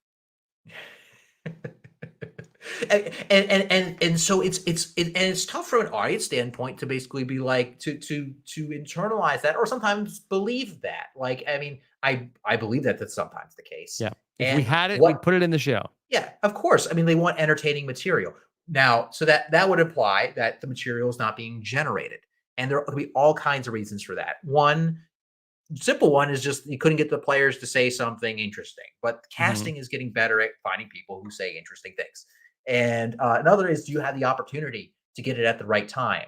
Like, I mean, these producers are they do a good job. I mean, they have eyes on the island, but like if something happened a minute ago, how are they going to know to pull someone aside and ask them in a question? You know, like they're not gods. But it might be an artifact of opportunity that could be at play. Okay. We're talking about different reality TV series and production. Omer wants to know who would be the best mole on Survivor 43. So on Survivor 43, who would be the best mole? Without giving away the mole on the mole Netflix. No. I will be. This will be spoiler free on the mole. Let's talk about the mole in generality. So people who don't know the mole, one, go watch the Anderson Cooper moles. In my opinion, those are worth watching if you enjoy a show like Survivor. The mole is someone who for the most part, needs to be able to be unnoticed when they need to be. But still be able to affect change in a way that makes things go poorly. In that sense, I did tweet out that Gabler was the mole at the merge. So I thought he might be the mole. But at least that would be an unsubtle mole. So like, that would be a bold choice for the mole. I think that Sammy is too upfront to be my mole candidate. So who is more? Oh, Carla is obviously a top candidate for me because as far as we can tell, while we see her, this is one of the great things about Carla in the show, is that while we see her as this person with really astute opinions and observations and reads on what's going on and gets people to get her information, I have not seen any recognition amongst the other players of how good she is at that. That's a beautiful place to be. It means that it's possible she's not being clocked as a major threat. And that is an excellent mole trait and Survivor trait as well. So and she has and often the mole has the ability to be a bit disarming and charming, and we certainly see that from her. Yeah, she would be very good at it. Here's a question I've been thinking about this week. Does anybody in the game know that Carla has the Coco idol? Has it been brought up? Okay, so I do not believe so. So tell me if it's come up. Well, so let's go back to, so this was an important confessional by Owen right when the tribes came together. When he made that confessional, he said, I wish I had the lower third telling me who had what. And there was a question mark. And I'm assuming that was the question mark of who has the Coco idol. Right. So it is not known. As far as we know, it is not known that Carla has the idol. And so why the heck is that? No, don't people know that it's so people knew that Cody has one because because Ellie pointed it out through that that good deduction. It never got around that Carla was also looking for beads. That's wild to me. How did that not happen? Because Ellie knew that now two tribes had the bead gimmick, Yeah. There was never a conversation about the bead gimmick with anyone from Coco. So I suspect that I guess maybe people do know, or maybe maybe, and this is really fan fiction, that maybe that they had the presence of mind within Coco to say, hey, I have the idol. Don't say anything about who has the beads. They shouldn't. Don't let anybody know that I have the idol. That'll be our like ace in the hole. So I don't know. We've seen Carla and James share a lot of secrets, but that is unclear. I came very close to asking Janine in the exit interview, did anybody know if Carla had the Coco idol? But I ran out of time. Yeah, so that might be a good one, depending on who goes home next time. I mean, it might be irrelevant. Maybe the idol comes flying out at this 5-5 tribal council. Yeah, I mean, we have no reason to believe anyone knows, other than the fact that that's kind of wild and absurd that it hasn't gotten out somehow. I mean, the whole point I thought was interesting about the stunt idols is that they are stunts that can be deduced by other players as having happened. Because the mission in and of itself, everyone has succeeded in these missions. In American Survivor, everyone succeeds in the missions. I don't think there's ever been a failed mission in Survivor of any kind. I feel like even like Vince went on Island of the Idols and was supposed to go steal their fire, and he couldn't, and I think he just stole soot, and they gave him they gave it to him. Yeah, exactly. It's right. I forgot about that. Yeah, he was like, Sandra had to teach him how to belly crawl on the ground. It was because that was a very important skill for that stunt. But yeah, everyone succeeds in the stunt to get the idol. It always happens, but that's not the point. The point is that the information about the stunt is public, and so then it can be deduced. And so I'm anticipating more people to be paranoid about all kinds of things, like giving away beads or any kind of weird request that someone might do on Survivor in the future. People will be like, "That's odd." I like maybe even refuse. I got it's so but oddly enough, it has not resulted in Carlos being found out, which is odd because there are 4 people from Coco left. Maybe but they would have to have been told about the bead gimmick by someone. Yeah. And that never escaped the lips of Baca to get to Coco. That's weird. So Angela here in the chat has a theory. I've heard this theory floated around. Okay. What do you think of this? Was there something about Lindsay asking for beads so Carla could put it on Lindsay? Could they potentially float the story that Lindsay had the idol and got voted out of the game? That's a missed opportunity if that's what happened and it didn't make the air, because that's really clever. That's really clever. And that's a clever subterfuge. That makes sense. I just have no evidence of it on air. Right. It's like, so at least that makes sense. At least it's a plausible hypothesis here. Okay. I just I'll so the gimmick idols, like I liked it at first. I'm just surprised it hasn't paid off into some like amazing, like when Ellie did that deduction of the gimmick of the bead idol at the merge. That was cool. I thought that's exactly what we got, but so far it has not turned into a moment on camera where we see the payoff yet. Jeff said in the preseason that the do or die will not be returning this season. As a proponent of the Monty Hall problem, Christian, are you disappointed? No, because what ends up happening is that the Monty Hall problem gets on the air, and now I'm known by people on Twitter as the guy who talks about Monty Hall, and I get added, and I can't do anything for the next day of work because I end up feeling compelled to respond to all these mistaken Yahoos, people who know about the Monty Hall. So at least it saves me time. The other thing is that people like when twice in a row people do the non-optimal Monty Hall strategy and end up winning anyway, people end up denying the existence of math, and that frustrates me. So I'm okay with it being gone, but maybe it'll be another fun fun puzzle instead. I don't know, maybe we'll do like Fermat's last theorem at the at the Final Four. Or something. We'll see. Okay. I have no idea what that would look like, but anyway. Okay. Christian, do you have anything else in your notes from Ooh, Survivor 43 let's in your see. notebook dump? My notebook dump here. Let's see. Give you a shovel. Yeah, a shovel. Yeah. I think I covered a lot of the real math stuff here. But I think that my overall take, just sort of summarizing here, like I mean, things are still kind of simmering, and maybe this will be the time. I did not put together that it was going to be the 5-5 thing again. I guess I'm one of the These not smart smart. Survivor players Yeah, would yeah, they know. would have exactly. I would have been one of the dumb Survivor players in the match chat. I would have felt very dumb and insecure on the mat if Jeff had said that and I was there. I'm like, oh, I didn't realize that race negotiation was a tradition.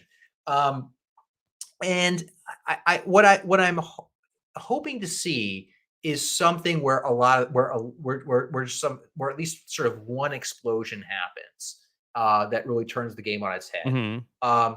Other things I want to see, I want to see. I mean, we talked about how we don't need more metaphors of tribal, but I want chess metaphors from James. I am a simple Hmm. man with simple tastes, We and get I want so chess. many chess metaphors on reality shows. Like, let's get one from a real chess player. Yeah, exactly. And one that's like gives me like something interesting that I go, oh, I didn't know about this sort of positioning maneuver, and like this is kind of like I don't know the Queen's Gambit. I'm not a chess guy, Hmm. but it sort of explains some kind of high level chess idea. I mean, we got a little bit of this back from good old Gabon Hmm. when Kenny Huang, pro gamer, was on the show. He explained something that is true about fighting games. That fighting games are basically mind games when you're playing a video game. That you basically have to, and that's a true thing. I used to go into enough tournaments that's how the real level players talk about it, and Oh. you're not really necessarily the best at mashing the buttons in the exact sequence. That's a skill in the game, but really you're trying to convince the other player to throw out rock, but you're fully ready to throw out paper in response. You trick them Hmm. into throwing rock. That basically it boils down to that. And he explained that very briefly. And it's like that's the kind of insight from this interesting person we found out in the wild that they brought onto the show to tell me about. And so James, if you could go back in time, or hopefully at some point in the Survivor future, chess metaphors would be lovely.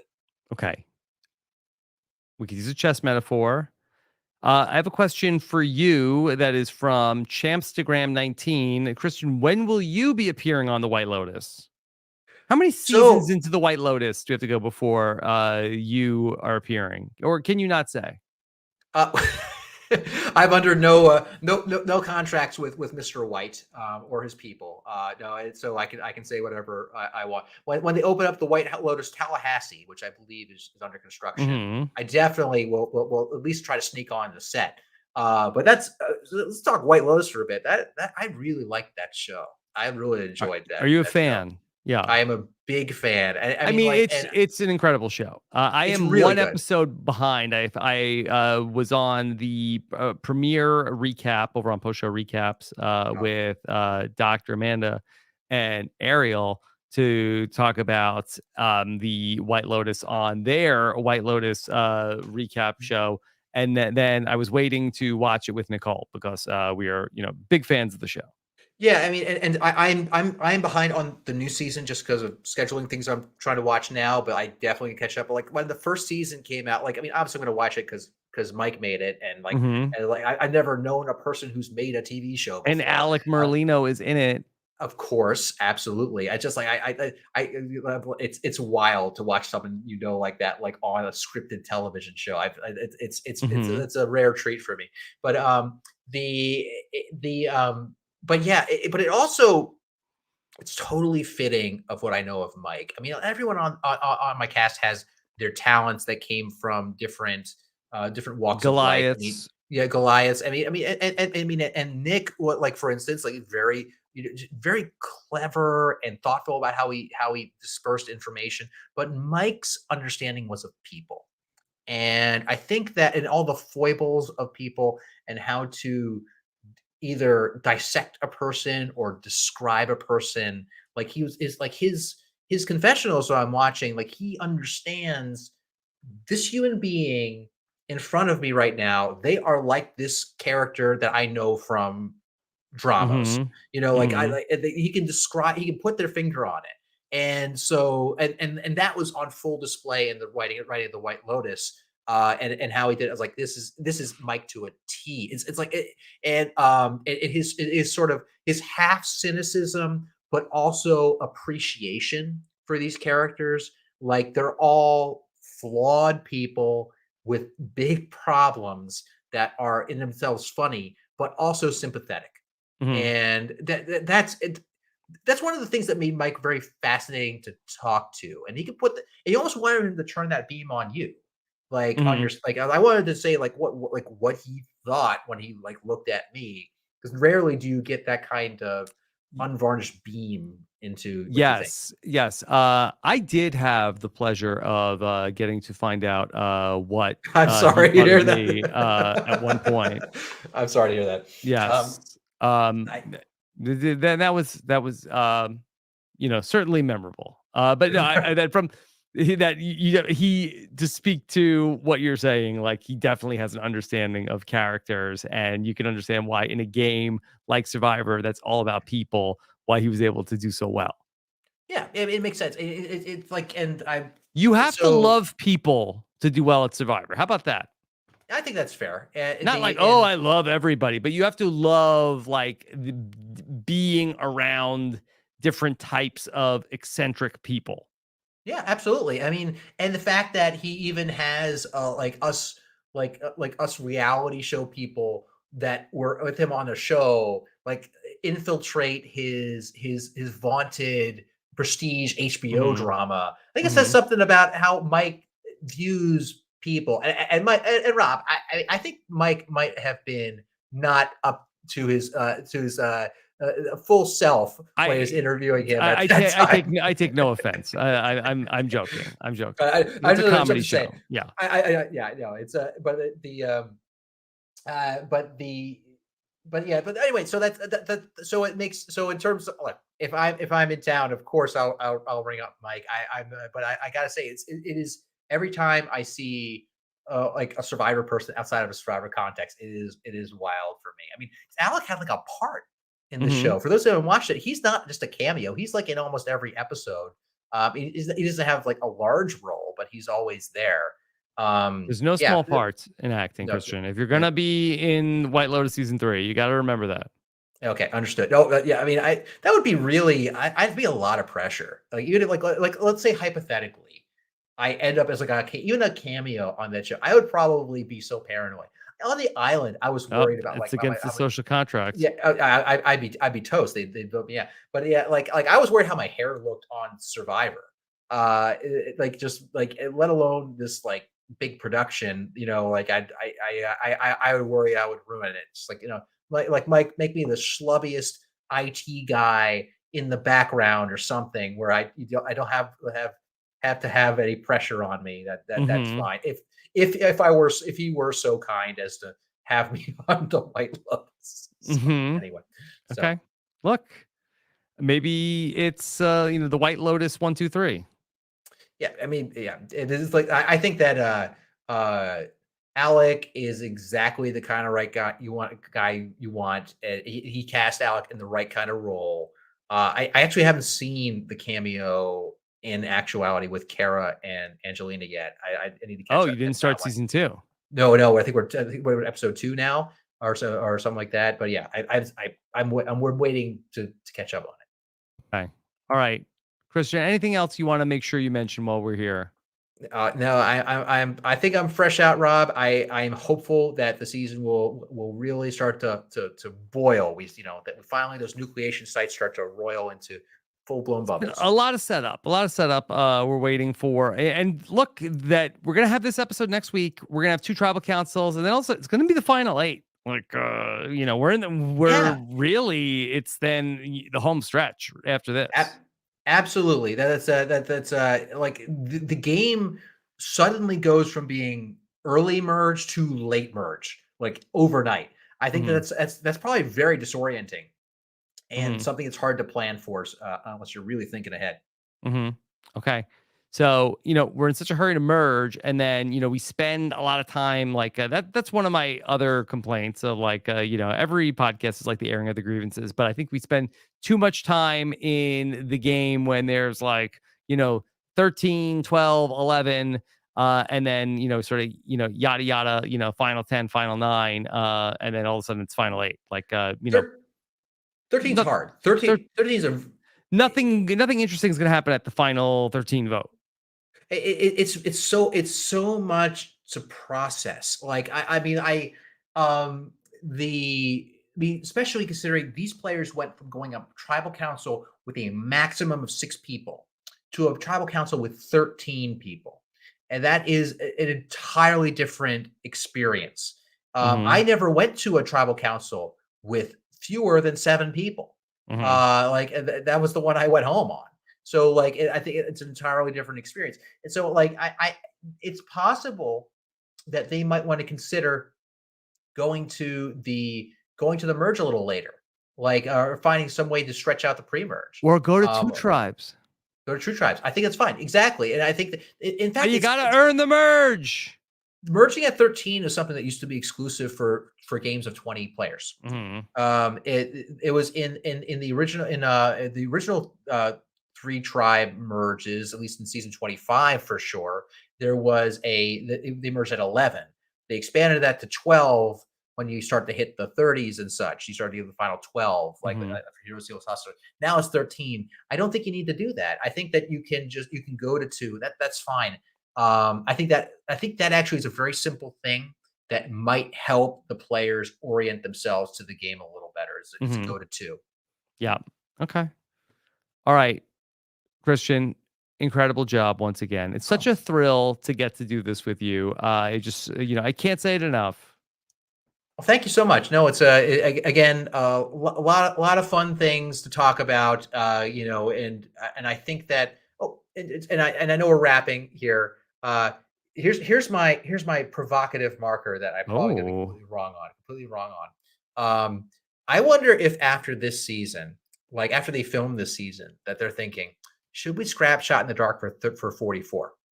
Because if Shot in the Dark never pops off on this season here, like by the way, it's a thing that like it's almost never mentioned. Again, if you're like Hmm. a player, if you're watching this show now, like you'd be forgiven for forgetting the Shot in the Dark The exists. players forget it. Uh, yeah, so it seems, and so like, do you think the production is like it's just not working? All it's the easiest thing to remove. We just tell them there's no Shot in the Dark. We actually might not even have to tell the audience. It just Hmm. hasn't had that kind of impact on the game. I see what they're going for it, but either that or they'd have to tweak it. But I actually wonder if it's going to be around for 44. But I haven't read any spoilers to know. Yeah, I don't know either. I feel like if they stay in 3 tribes, I think that they are going to do it because I think that their worst case scenario is that one of these tribal councils in the pre-merge, it just becomes like an open and shut case where all 5 people are, voting for one person and there's nothing that they can do about it. So I think that they like that the Shot in the Dark exists to sort of like give that one person an out and maybe prevent there from being a boring vote, but ultimately, yeah, it's not doing really anything for this season. And if anything, you're getting like votes where, it's like, well, why did that person vote for this other person? And then it's like you have to listen to a podcast like, oh, Shot in the Dark. Shot in the Oh, Dark, right? Shot in the Exactly. Dark. It was to Yep. prevent the Shot in the Dark. And it's like, so I think it makes the storytelling a little more complicated, but we'll Yeah. see. We'll see what happens. If they go to ever back to 2 tribes, I think they can do away with it. Yeah, and I think that as much as we talk about this as being the new era, and there's some truth to that. I mean that does not preclude them going to a true tribe format. I mean that's happily flipped What? around. They happily flipped them around many times in the past, and Jeff changes his mind a lot, and that's a fine thing. And as he gets more information, I mean, at one point he thought the Edge of Extinction was going to be the new norm, and clearly he got rid of it. Mhm. So he can change things. So I think you variety's sake, even if 2 tribes is somehow objectively better on all fronts, I would not begrudge them from switching to 3 every now and again. That's fine. Mhm. It's not that huge of a deal. But Yeah. Okay. anyway, Let's mix it anyway, up. Variety is the spice of life. so they say. Okay. Any other recommendations of anything you're watching on TV? I know you got The White Lotus. Right. I would in spirit of the new mole that came out, I don't know where you can find the 2001 2002 Anderson Cooper moles. That's not out right now. But I recommend If you can going get your back hands and on finding it. those. If you get your Yeah. hands on it, you don't Maybe have to some pay international moles also. yeah, perhaps some international moles, or just buy the soundtrack like I did to the original Yes. mole For for $50. $50, which I paid back in 2008. Mm-hmm. But yeah, so yeah, and check out the White Lotus, of course. I'm on the lookout for new shows to watch, Rob. Though I am on the lookout. Yes. I don't get so. If you have any recommendations you're enjoying, I think that I'd be open to them. Yeah, I don't know if we have a show other than the White Lotus right now. So Okay. we'll see. Yeah, All you got right. enough TV going on. I got So I sounds good. I got I got to circle back. Maybe over the holidays I'll catch up on a couple shows. All right. Sounds good. So, Christian, so much fun. Thank you so much. We will be back with a feedback show this weekend. Kirsten McKinnis will join me. We'll get your voicemails in. Of course, Taryn's Stock Watch already up for this week. Check out Why Blank Lost, the Survivor Global, the B&B, Bryson Wendell on the Survivor News Edition, and plus everything we have going on the Amazing Race coverage, and also the Real Love Boat. We covered episodes 5 and 6 this week as it moves to streaming, Christian. Is graduated to streaming. Graduate to streaming. Very prestigious. Very Yes, prestigious. Yes, Okay. yes, it's the future. All right. Thank you so much for joining us, everybody. Really appreciate you spending this time with us. Have a good one. Take care.